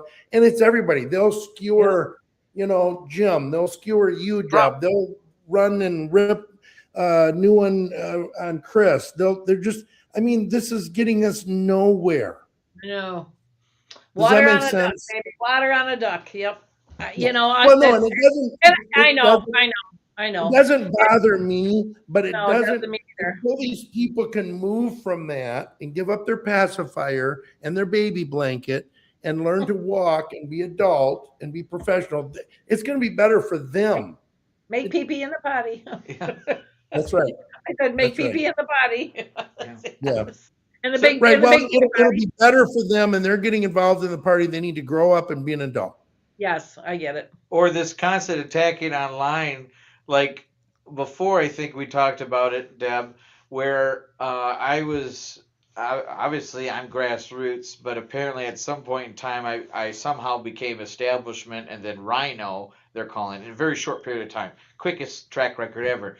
But yesterday, somehow I and a few others, or at least me, that's all I really care about right now, I'm just saying, I apparently am a Republican elite. Somehow I'm elite. Well, here, Mr. Mark Ashley Price from Highland Park thinks you're doing a great job as the grassroots vice chair. So, but like, there you go. It's this mentality of, oh, I don't agree with you, so I'm going to make stuff up. And I think you just summed up.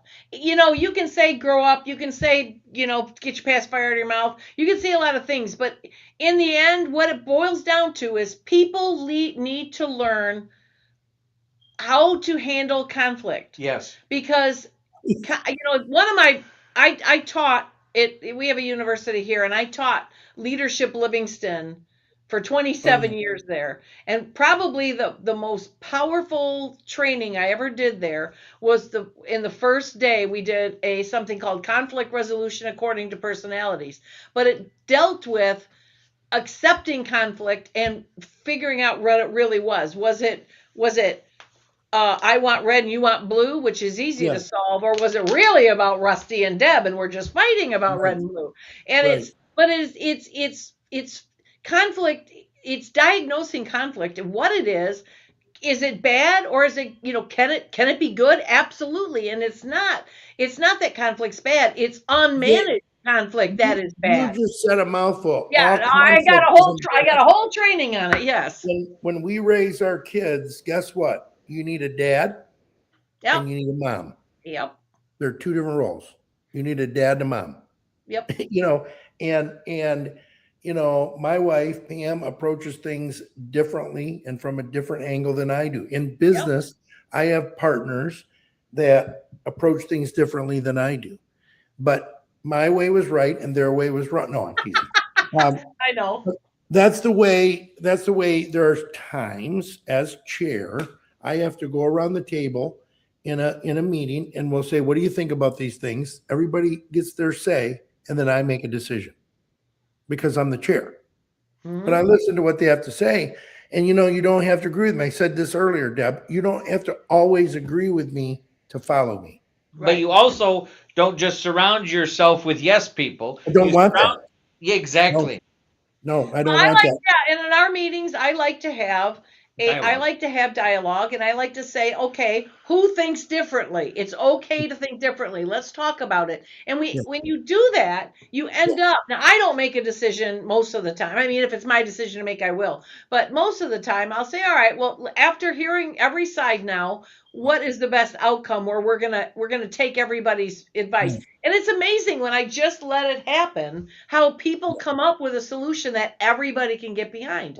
And it's just the way, but it's the thing is, it's the conflict that brought that better solution, because it's usually after you hear the conflict and you get to hear both sides, the solution you come up with is better than either way you would have done it before. Sometimes because you've heard, yeah. Well, listen, this side now changed a little because of this, and this side changed. So now you got a better solution because of the conflict. So sure, I've had to go. We in this podcast, even we've been a little bit sometimes talking about the grassroots and how to straighten them up. But you know, for example, we haven't talked much about the establishment or the donor class. Even let's just say that. Sure. I've been talking to donors and saying, listen, it's time to come back. It's time to be a rehabilitated donor and come back to the party.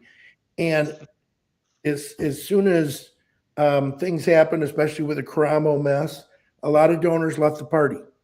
Yeah. And they said, we can do it without the party. Yeah. I said, there's things that our party can do. We have for example, Deb, you realize that you have to do your precinct delegate allocation by April 1. Right. And that's an important part. That's a power that you have that a PAC doesn't have, right? Right. And so I have to do that too. I'm going to do a precinct delegate allocation that's going to help us get more precinct delegates and be a better Republican county, because that's the role of the chair. And there are I could go through many other things. We can use, our administrative accounts. We can use things. Those are like 527s. Those are a phenomenal tool that we can use that a normal PAC doesn't have. Are you following me? So Yes. the party can do things. The state party has authority to do certain things that nobody else has. And so we have to realize this is not the church bowling league that we're running. This is a real party, and we have to run it, and we have to run it well. Right. Now, as Rusty and I have discussed before, when I remember when the first time we met, we discussed this, that there's blame to share on all sides, and the establishment, so to say, they got complacent. Yeah, that's the problem. But that's in any situation, Right. right? I don't call them establishment. I call them institutional knowledge, because they found what works, and they get less and less risky as time goes on, because they found something that works, and they're in a comfort zone, and they don't like to risk. I talked to a donor today that I talked to in August, and this was even before I was sharing. He shut everything down. He said, "I'm not going to give just shut everything down." Well, today, guess what? He called me and said, "You know what? I'm ready." Now, we had a long discussion, and we're finally getting back there. And you're right, Chris. We got to bring the donors back with leadership. We've got to bring the grassroots back with leadership. I'll be real honest, and we don't like to talk about maybe this leg of the chair or the stool, but leadership within the party is very important, and we have to get it done right. And we got to put our heads, like, I appreciate people like Vance Patrick and Kelly Sackett and you, Deb, and me. There are many others, and Russ Janet. We can go through all the county chairs. We got to get our act together, folks. We've got to get our act together. And if you don't know what you're doing, why are you there? I mean, get the people in that know what they're doing. Let's elect, the district chairs that are good, that are going to be putting in candidates that can win. I talked to Annie Delisle in the 8th, said, who you're running, who you're running for Congress. I want to know who's there, because they don't have a Republican member of Congress. Neither do we in the 3rd. We don't have it in the 3rd. We do in the 2nd, which is part of Kent County. We have Molinar. He's doing a great job. Shout out to Congressman Molinar. Yeah. But the Dems. He was in the Senate with Mark. Oh, he's phenomenal. Yeah. He's doing a great job. The people of Kent County love him. But we need to find a good, solid candidate. I think we do have one. We're not talking about our candidate yet, because that'll be announced later, but we're excited. And I'm more excited about that, Deb, because we need good, solid candidate. I am not going to put up with Hillary Skolton much more. I've had it with her. Right. She's not to be trusted. And we got so many other. How many of our Dem members of Congress from Michigan are complete embarrassments to us? Oh my God, Shree! Oh my God, Shree! It's an embarrassment. The other lady down there. Us. Our state is worth much more than that. Now, do you all agree with us on that? Oh my gosh! Is Shree wearing a toupee? Yeah, I don't know what that is. I don't know, but it's not a toupee. It's a bird's nest. If not, he's got to go get some new product. That's really bad. Yeah, he draws his eyebrows. Yeah. Hey, I draw my eyebrows. I didn't notice. Sorry. But we're a better. I can't look. Look at my eyebrows. You got him laughing. Psych. Oh my God, I've been slapped silly. I'll tell you a funny story, a quick one. When I first took over in January, we were coming out of like a little bit of a battleground, and the first thing I did was kind of look over the membership list and see kind of some of the, the more solid conservatives left. And one particular gentleman had left the party. I'd see that he's canceled his membership, sometime in the previous year or two. And I thought, oh, geez, so I set an appointment. I went to talk to him. I've known him for years. And I kind of said, you are such a good example of what a Republican should be, that the fact that you aren't around to influence other Republicans hurts. We need to mentor. And I said, I really need that kind of example. And I said, what, tell me, would you feel comfortable telling me why? And he basically said he had, shown up to some new leadership prior to us. And it was, he said, I just didn't want to support that nonsense with my time or my money. Yeah. So I stopped. Yeah. And so I said, okay. And I said, well, I would like you to consider coming back. Here's some of the things I have planned. Monthly dinners, a podcast. We're starting a podcast. Yeah. We're doing this. So this is early in 2025.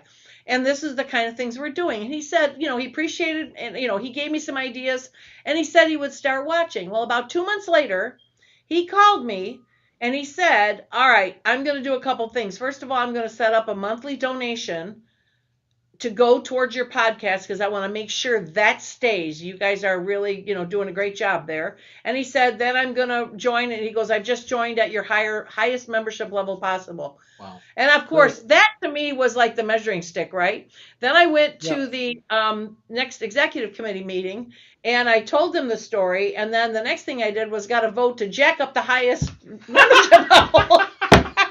I'm going to go get people to come back. They're one of the highest. We're going to do better than that.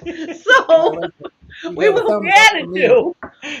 And that's what happened, Deb. That story is going on in 83 counties because in Kent County, we had some leadership before our leadership that literally was kicking people off the party. I mean, I went. Yeah, that's what we had. I went to the executive committee meetings as a guest and they wouldn't let me come in. They would not seat me. Now we had the meeting you were just at, Chris. We have 83 members of our executive committee, and 56 of those 83 were there. Now we had a lot of people because it was winter time and there was some stuff, but we had 56 voting members and we had 75 guests. So we actually had more guests than members of the EDC. We had 127 people at our last executive committee meeting. It was phenomenal. I mean, it's great to get these guests involved. We're not out getting rid of people. Sure, people will move out of the county or they'll resign. They'll, for whatever reason, we do lose some people. We have to vote new people in, but we're not going out and we don't grow a party by subtraction. Correct. We grow it by addition. Right. And we've got. I'm going to call them out, but we've got, a crazy, maybe I won't call them, but we got some chairs that want to eliminate people because they're not purists, and that isn't going to, and they're just grinding their county to a halt. Yeah, so but we're you know growing. what? Yeah, but you know what? You wait those people out, and I'll tell you why. I've seen it too, because what happens is they've got their group of purists. And they agree on 10 out of 10 things. And then somebody disagrees on number 11, and then they go. And then you got a smaller group. And then a certain percentage disagree on 12. Now they got to go. And eventually you're down to a very small group. And they got the purest of the pure. And then another group hijacks them and puts them to the curb. So they're self-destructive. Yes. But they don't realize that. And it's I don't know. Self-destructive, there's a term for it, and of course my old brain lets things out through the window real easily, but there's a word. It's like anyway, it's like a cycle, a downward spiral that just eats itself. And they eat their young, that kind of thing. It just disintegrates in a natural sense. So we can wait them out, and that's what happens. But I know how hard this is. I know how hard I work. I know how hard you work. I know how hard Chris works. We're trying to get Republicans elected. And anybody that and as far as I'm concerned, anybody that puts up a barrier to getting those Republicans elected, I don't care if it's a popular opinion or not, I'm going to speak up and I'm going to say, stop. This is working against everything I am trying to get done. And I'm not trying to pick a winner or a loser. I will accept whoever wins. But if you're going to tank my ticket or you're going to get in the way, I will speak out. That's just all you're going to do. What else are you going to do? Well said, Deb. Well said. I agree. That's it. So we have here's Jason again, who back to up there said you were great. Sia Slopkin. Oh, CIA Slopkin. CIA Slopkin. Yes, is a When you say call her the hot dog queen. CIA. She's Listen, hot Jason, dog queen. put it in caps so we get it. Okay. Slopkin is a beaut. Also, how did she get elected again? Well. Oh, that's the whole story. You really want to know? Yeah. I mean, hello. Have you been paying attention? This whole podcast about people being too Shall pure we say their names? is about interesting. Rusty, it's funny that we talked about that. Let me show you. I created a let's see. What's that picture? Oh God, yeah. Stop it. I created let's see if I can find it here. What did I do with it? Anyway, I created a PowerPoint. Oh, that's why I'm trying to get the wrong thing.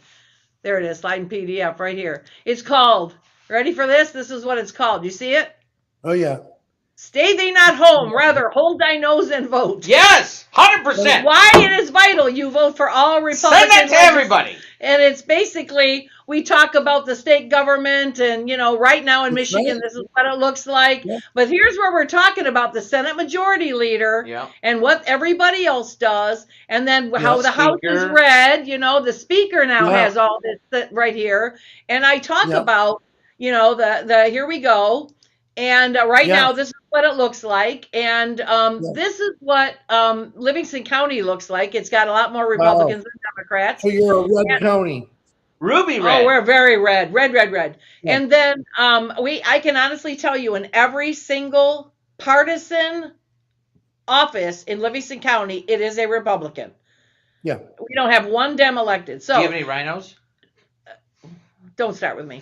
All right. So we have swing voter Democrats here. And this is what, I talk about how sometimes legislators have to vote differently in swing voters, because if we lose that seat, a Republican takes over and then a Republican loses majority.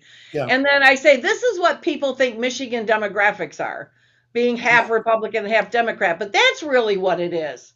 That big independent base right there in the middle. And that the swing voters in the middle are who decides it. And sometimes in a statewide race, you get people all the way to the right. You're going to scare off those independent people. Right. You got to kind of get more moderate. Well, so, but that doesn't mean milk toast. No, not milk toast, but they can't be. And the example I use is that that big base in the middle, that independent base. And we can have differences of opinion how big that is. I think it's at least a third, maybe bigger, but some people might not. That's fine. But either way, Republicans and Democrats don't win on their own anymore. They have to take some of that middle base. Yes. And so the middle base does not like extremes on either side. Right. They don't like, they will take the least extreme. And so you can say Benson was really extreme, but here's Christina Caramo telling the world that yoga is the work of the devil. Okay, so this is how, so this is what's going on, but these far right Republicans, on that particular right here, these far right Republicans on the right hand side here, they don't like anybody anywhere between the N and the T is still a Republican and independent, but it's no. See, they don't like that because they're not all or nothing. It's yes, exactly. So that's you have to understand the candidates that are running in their various districts. Our county commission is Republican. All of our county-wides are Republican in Kent County. Yep. However, there are seats that we have some candidates that have to be more moderate in order to win their district. Exactly. The most conservative person, constitutional, Christian, whatever, the most of that person that's electable per the demographics of that area. Yeah. So a person like that from Acosta is going to be very different than the person like that that could win in Wayne County. And in Kent County, in Livingston County, we have areas here where you can be as far right as you want and you're going to do fine. Get elected. But in the state of Michigan, Yeah. You're not going to get a tell me the last super Patriot Tea Party statewide person we had. I don't know one. Let me ask you a question. Would you Sure. rather Gretchen Whitmer or Rick Snyder?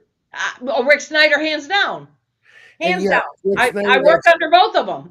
Rick Snyder I got can tell you. Rick Snyder got skewered because he wasn't conservative enough. I understand. And yet every time- Exactly. Even Tell after me. office, every time I call Rick Snyder to need help with something, he takes the call and he's there to help. You see what I'm Right. saying? And He so- was. You know what? I thought he was a phenomenal governor. Did he did he vote or did he allow everything I wanted? No. But my God, he did magic with the budget. Hey, Deb, the only one I agree Phenomenal. with 100% of the time is myself. I know. Tell me in a purple state when a soccer mom or a garbage truck driver has ever won a governorship. Yeah. Never. It don't happen. Yeah. We need to look at reality, folks. Yeah, and happens for that, in the- that goes on. I think that's what the primary's for. As Yeah. long as they didn't do something stupid that is going to tank our ticket. But yeah, I just Electability. don't. Electability is correct, but then again, electability is figured out by April 22nd if they got their signatures. right. In. That's They right. either got them in or they didn't. And But to then me, electability is that's also whichever candidate wins the primary, we roll up our sleeves That's and right. work for that candidate. Yes. And do I have somebody I like more than others in the governor's race Sure. right now? Yes, I'm not going to tell you who, but if that person doesn't win and somebody else wins, I'm behind. Yeah. Frankly, that's what's good for us. And trying Right. to That's what it means to be I part of the love it party. when sometimes a chair says to me, Rusty, I've got a big job because I've got to vet the candidates for the I said, you got to vet the candidates. Let them all run. Let the voters vet them. right.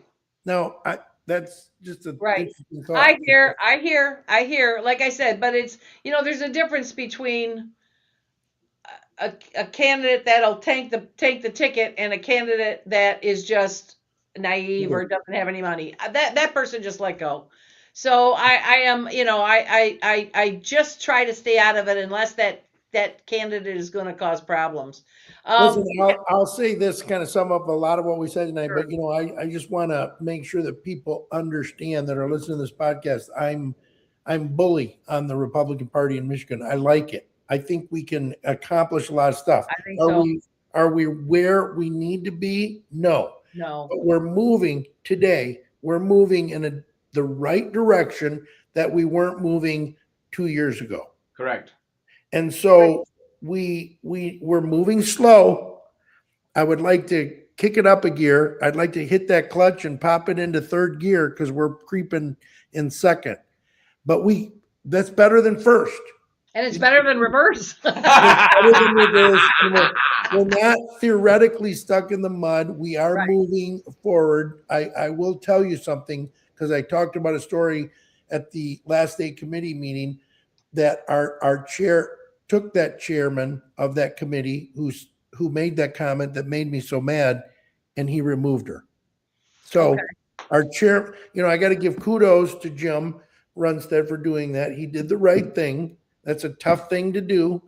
But we're what I'm saying is we're moving forward. Right. And so are we perfect? By no means. No. I just want to kind of end or help you end the podcast by saying, I'm bully. Join the party. That's right. Join the party. Help us out. Roll up your sleeves. Get involved. And don't be afraid to write a check. I don't care if it's 10, 25, or 250. Write a check. Does that make sense? That is great. I have a question for you. Sure. I have different answers on this, so I'm looking for the correct answer. Well, I have it. I have the correct one. I didn't doubt.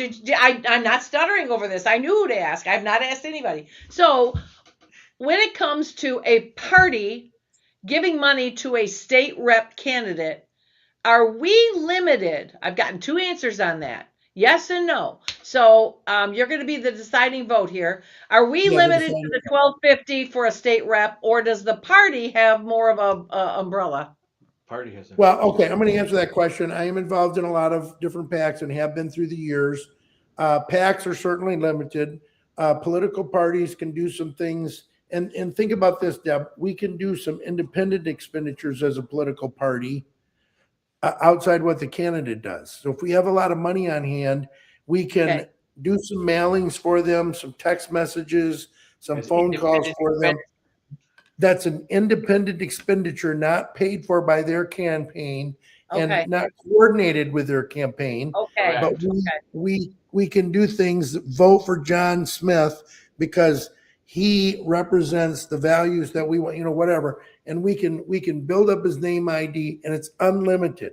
So and then we can do that, but we have to put paid for by the Livingston County Republican Party. When we spend general account money, the political account money, we have to put paid for by. Now, if we go to the admin account, the administrative account, we can do things. Now, that's highly restricted. I, for example, have one of the first things I did was I hired a legal counsel. So I don't know if you know Eric Doster. I know the name.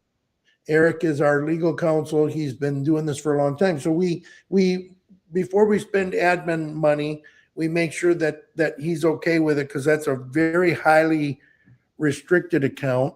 But again, we can bring in corporate dollars. We can bring in unlimited money, and we can spend. And what we can do there is we can, use it to educate voters on issues. Right.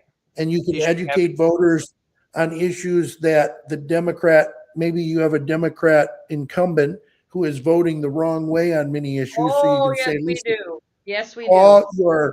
your Democrat XYZ person and tell them you don't like the way they're voting, or call so-and-so, our candidate, and thank them that they're going to stand behind these. So there's ways you can do it, and we can get the money. But that's like the 527 money. The education it's a lot like 527 money. Right. But, but there's a general account we can do actually vote for. Yes. You can vote for, and you have to, on that general account, you have to put paid for by the Livingston County Republican Party. Could we buy him signs, or is this, like if we wanted to go buy? Sure, we can. Right. And there are some limits, and I suggest, now the other thing that we have at Kent County, and we also have a compliance officer. We have somebody that bookkeeper, but they're specialists in compliance, it's not MERTS anymore. We call it Mitten, the Michigan Transparency Network, which is a mess, by the way. Yeah, I've heard that. Dan, if you're friends with Dan Wolahan on Facebook, you learn all about what's the mess. Of course. And I'm very familiar with it. But we make sure, listen, we don't want to get our party into a mess and into trouble. Right. That's why I'm not opposed to having attorneys, compliance officers, bookkeepers, cleaning ladies. Oh no, I guess the cleaning lady doesn't do much. But keep the germs away. We're gonna run her for governor. I want to see if Chris was paying attention. That's right. We need to get professional in our organizations. We need to get powerful in our organizations, and we need to frankly, my only other thing is we need to all have a sense of humor. One thing I appreciate about Chris is the dude has a sense of humor that's bar none. I love that. I think Chris appreciates my sense of humor as you, Deb. I love to tell stories. They kind of have some twist to them. They're boring and all that, but let's all have a sense of humor. Deb, if you and I don't agree 100% of the time, let's laugh it off. Well, then, look, I have been around people who are wrong all my life. I can accept you. Yeah, you can handle that, right? But one thing that we're right on is you and I, all three of us, we all love the Republican Party. We do. Yes. We love the history of the Republican Party. We like where it's going.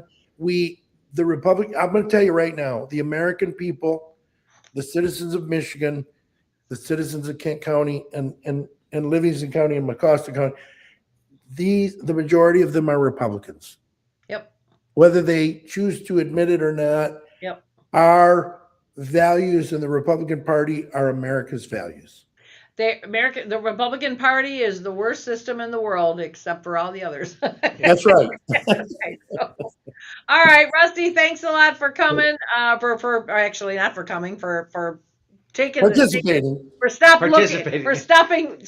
your view of the pool to give us a couple. Actually, it's been Yeah, a I couple know. I hours now. put this sweater on so people would think I'm up in Michigan, but I'm actually sitting in Yeah, you 78. you got your Mr. Rogers cardigan on there, and Right. I'm actually sitting in 78-degree weather in Florida. So yeah, I know you had to turn the air condition up or down Yeah, way right. low so you'd be cold enough to wear it. So you was there Well, sweating. great. Thanks for having me. Thanks for coming. And, I think this has been a I great. look forward to seeing you at the convention then. I will see you there. Enjoy. Okay, well, that was awesome. I have never met Rusty. I've heard all kinds of great things about him. The guy can raise money like nobody's business. Correct. So yeah, when we talk about getting some pointers, that's one class I'd like to take, taught by Mr. Richter. Yeah. So Chris, what give us some wrap up or some final thought. Well, let me get to here. So I gotta recognize Mark Ashley Price, who waited until January 20th to say happy 2026. Well, here comes the excuses. The reason why he's not on here. Oh, he's now the ambassador for Highland Park School District for 1 year. Congratulations, Mark. That's just good. They could not gotten anybody better. Oh, he thinks we're awesome too. Good. And he agrees. Rick Snyder is my favorite governor of Michigan. He did a phenomenal job. Like I said, did I agree on everything he did or didn't do? No. But I mean, he did magic with. People do not know how bad our finances were at that time. They were a lot of people think they understand how bad it was. No, it was so bad. She had robbed long-time funds, like stable funds, and robbed them to do general fund things. And so when here comes Snyder, and there's all these holes, bomb holes. And so, they yelled because he cut this, he cut that, he had to. So, it's funny. I did I was working in the Senate when he took over, and, he had made all those, so maybe 6 months in or, whatever, the budget came in and he had slashed a whole bunch of stuff. So there was a school in Kent County. I should have told this story when Rusty was listening. There was a school that had another rep, and they wanted senator. He could not, so he sent me. And the state rep was up there taking shots, and this school and the PTA and they're all yelling at him because they cut money, and he's talking. And finally, I just said, okay, I'm going to do a little poll here. Everybody in this room, if you know somebody who's lost their job this year, raise your hand. Now this is, or the last couple years, raise your hand. Now this is at the tail end of Granholm. Snyder had just got in there. And of course, everybody raised. I said, now put up your second hand. If you know more than one people, everybody has two hands up. Okay, hands down. If you know somebody that's lost their house, raise your hand. Okay, up. If you know two people, raise. So now two hands are up. Okay. If you know a business that has gone under, raise your hand. Boom. If you know more than one, okay, here comes two hands. All right. So understand this. The state gets their money from sales tax, property tax, and income tax. So if people lose their jobs, there's less income tax. And if people lose their houses, there goes property tax. And if people loses their business and they don't have money to buy, there goes the sales tax. Okay? So and corporate tax is gone too. So here's all these tax money coming in, the revenue now. Grandma hasn't got all them beans in the cupboard anymore. And then there's a whole lot less beans. And everybody still wants beans. So here's what I'm telling you. You're telling me, you're yelling because you had to cut German, and you had to cut, whatever, drumming as a whatever. So you had to cut these classes. Are you telling me you did not value German? You must not value German. You must not value art because you cut them. Oh no, we just couldn't afford them. Aha. So you're telling me we don't value schools because we cut you, but at the same time, you're saying you had to cut things because you couldn't afford. Now do you get what I'm saying? And they were like shocked. I had absolutely no comments after that, nothing. And people don't understand that, so I felt like we're going to go into whatever governor wins. I hope that they get somebody like Snyder who just understands what has to happen. And of course, we've got a House member, Ann Boland and Matt Maddock and Leader Hall. They're all focused on cutting that budget, right? I know our representatives are Ann Boland and Jason Wolford. Jason Wolford, and they are all focused on cutting that budget. So that's terrific. But I hope our governor, if we get a Republican governor, I hope that governor understands that he's coming in and Wimmer's going to rob that piggy bank the same way Granholm did. And they're going to have to make some tough cuts for a while. Now, Snyder did all the right things in the sense that, yep, we had to go backwards this take, and then we took 10 steps forward. And we ended up in a great place. Big rainy day fund and all the bills paid and all went away once Whitmer Oh came. my God. Suddenly we're arguing about shutting down the government, and Snyder had that, by I don't know, May or June, we had the budget done. Schools loved it. Everybody loved it because they understood what their next year was going to be. So anyway, I just feel like, whoever is our next governor, I hope they understand that that's what they're coming into. And those first couple of years are going to be Lulu's. Yeah. They're going to have to make tough calls. Correct. So anything more? Anything more on your mind? Anything more we ought to know? We need to all be focusing. Wait a minute. What? Mark Ashley Price, what in the hell is that picture? Take it down. What in God's earth is that picture about? Explain yourself, mister. Anyway, what the hell? We all need to be focusing on district. Not on pictures? I can't help it. What the hell was that? It was a polar bear. Whatever it was, go ahead. He was posing a picture with a polar bear. Yep, okay. Statue. What do we got to focus on, Chris? District 35. Okay. Yes. We have to focus on District 35. Okay. If you're listening to this podcast, the primary is, I believe, February 3rd. So we'll know the results of the primary February 3rd. How many people are running? Who's running over there? I think there's 3 candidates. I'm just going to say there's 3 candidates. There might be 4. Okay. There's 3 candidates running. Is there, are they experienced? Are they out of nowhere? Who are they? Has anybody got any traction, or is it just, are we talking? There seems to be. Are they brand new candidates that have traction? Do you got anybody that's been a candidate before or been elected before? Or are we talking nobody? I think there's one that's been a candidate before. I don't think any of them have been elected before. I think another one has been elected Tyler, to are you looking at a local. District 35 candidates. Okay, Republican candidates. Well, there's Jason Tunney. There's Christian Christian V. Velquez. I don't know how to say his last name. And then there's Andrew Wendt, and then the Chadwick. Scroll the news, I found. Oh, you did something. Uh-oh. What'd you do? Hang on, hold on. What did we do? I don't know. I think I might have bumped the cable. What you do here? Hold on. Let's see. Lost it with the camera.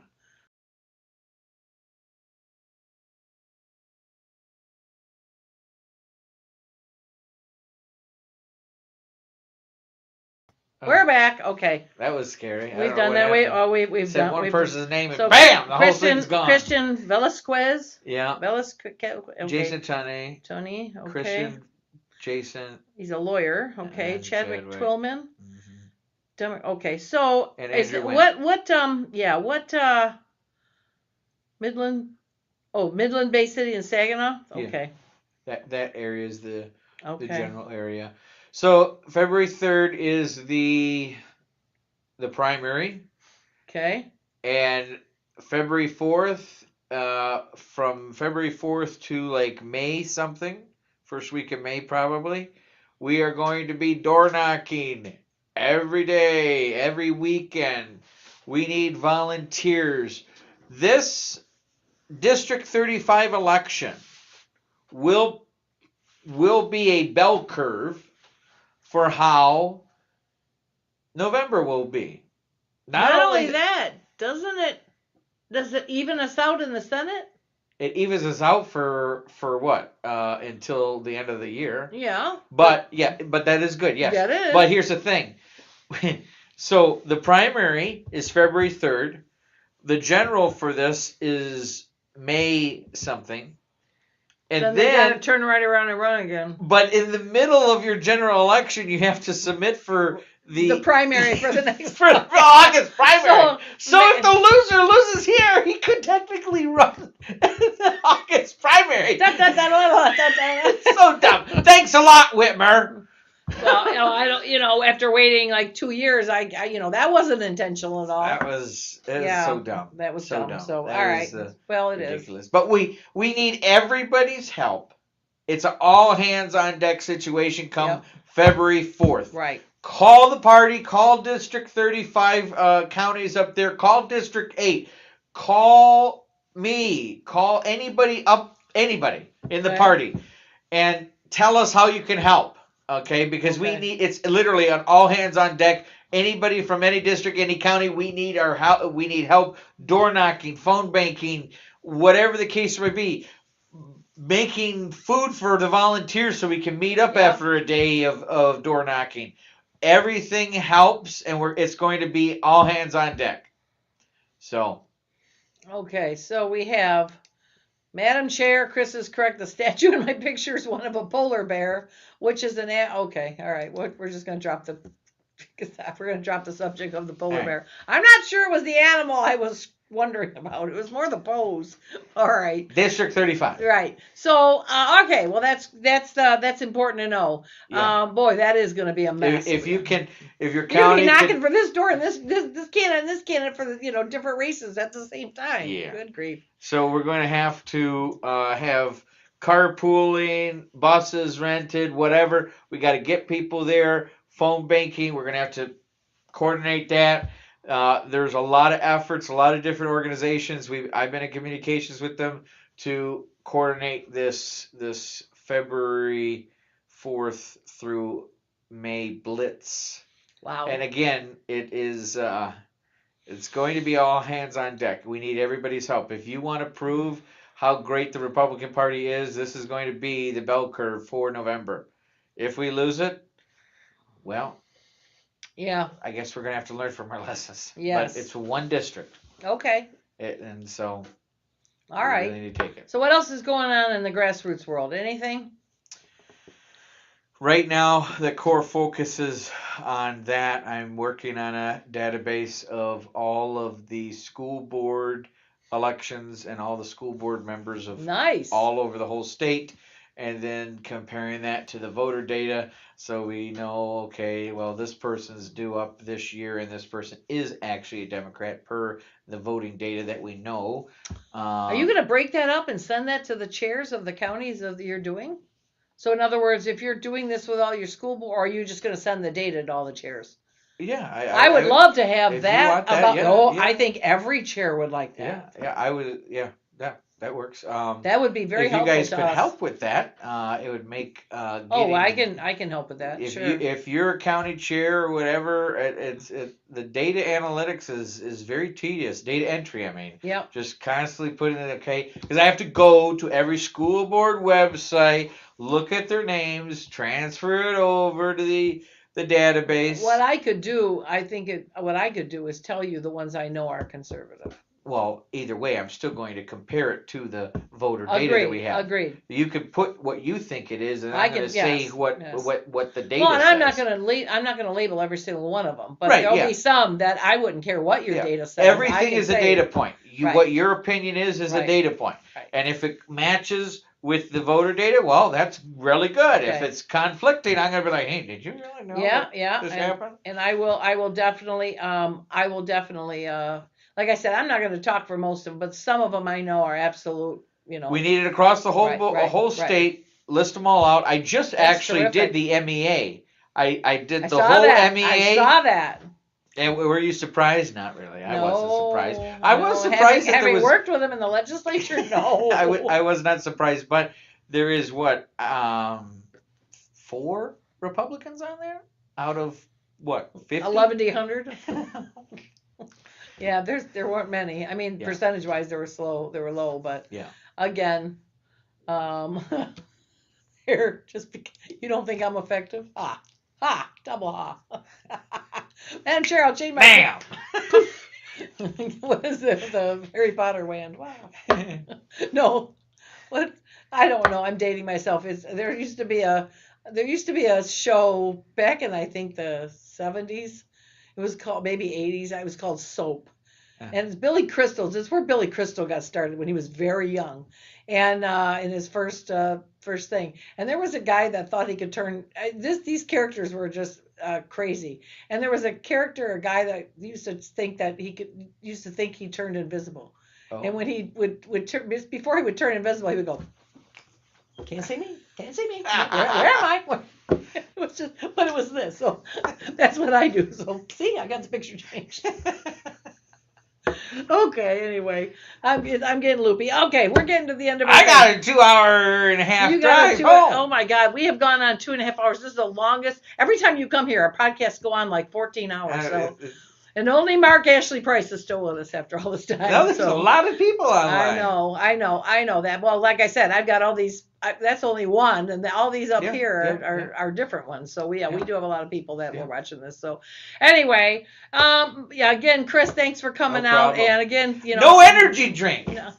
I know, I wouldn't let him do it. He puts it in my refrigerator. I said, put it in there. Here's some water, So yeah, Rusty, I have a great deal of respect. I've heard a lot about Rusty. I've heard a lot of great things about him. And because I worked, for Kent County for so long, I have and I know he lived in the district that I used to work for. I knew of him. So this was my first kind of face-to-face, even though it was virtual with him, but I was happy to do it because I've been looking forward to meeting him. We've got some great leaders in our state as far as party chairs. I don't know them all, and I'm looking forward to getting to know them, but I'm just now meeting Vance Patrick. I'm just now meeting Rusty Richter. I've met Russ Jennings, and I really like him. I met earlier this year at a RNC training. Two chairs from every state got asked to go to an RNC training, and I was, because of Tom Barrett being in my district, I was asked and Kelly was asked, so the two of us went. That's how I met her, and I really like her. So I'm really meeting some great chairs, and I'm looking forward to meeting more at the upcoming convention. So this is terrific. And then Jason says, "Oh, see, now I'm awesome too now, not just you." So there. So anyway, I know I'm doing all right with this. I'll accept it. I think you are all. So it's plural. That's right. Y'all. All y'all. That's the one. All y'all. All y'all. All y'all. Somebody said that to me one time. They said, "All y'all." What do you mean, all y'all? Isn't that like redundant? My grandmother Isn't was all from Tennessee. and y'all? I mean, isn't y'all mean all? No, y'all means y'all, and all y'all. All y'all. All y'all. My grandmother from Tennessee used to say that. And Ewins. If I have grandsons. They're 14, 15, 16, or just about 14, 15, 16 in Alabama, and they have the Southern accent. They do? So it's heavy. And so even my son, who's been in the Army since he was 18 and he's now 41, he's got an accent now. I was like, who are you? So but when I hear, it's funny because he's on TikTok, and recently I started a TikTok channel for the seasoning business I do. And which is great seasoning. It is good I will seasoning. tell you, it is fantastic. It's fabulous. It is. How did you use it? I used it with the steak. I've used it with chicken, and I also made a dip during Thanksgiving. Did you make the dip that I put? Yes, you the did. football dip. Yeah, Yes, the football we dip. all know I what just that called is. it cheese dip. Yeah, yes. It's called football dip. We all know what that is. It was fantastic. Yeah. So in Livingston County, that's becoming very well known. So I've decided that I'm going to figure out TikTok, right? So I'm going to make some videos. So I call my grandson, my 16-year-old grandson, who it's what you do. It's he's my number 3, in order of eldest. And he told me about, he gave me some hints and tips. And so I I plugged it, and of course I followed him and he followed me back, and I plugged it, and all of a sudden I'm scrolling and I see this share from my grandson, and it's like, y'all, this is my Mimi's business and y'all have to support. I was so touched. Y'all, this is my Mimi.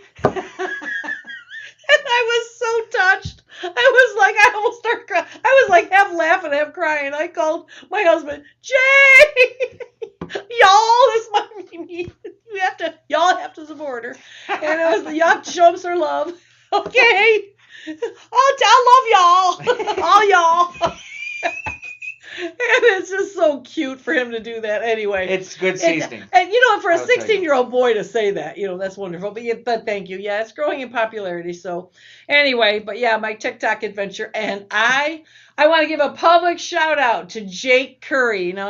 Aaron Curry's usually on the show. He's not. So he's going to be bummed when he tunes in a day or two and hears this.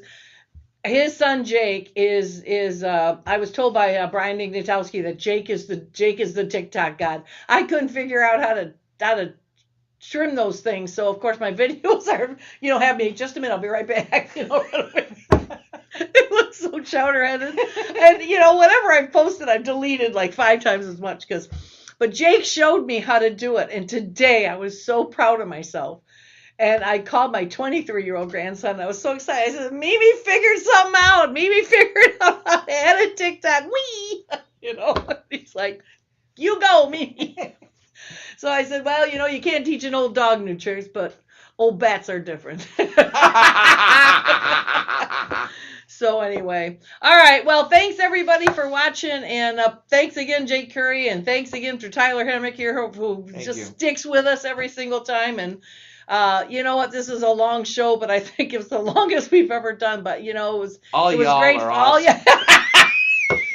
Oh God, we're all slap happy now. All right, we'll see you next week, and it's gonna be a surprise who it is, which is code for I don't know yet. I have some people that I've sort of been working with, but we'll have to see how it goes. So anyway, I will see you next week. Careful driving to Chris, and thank you once again for coming out. I won't kick you for me looking at you, and I will. We'll see you again next week.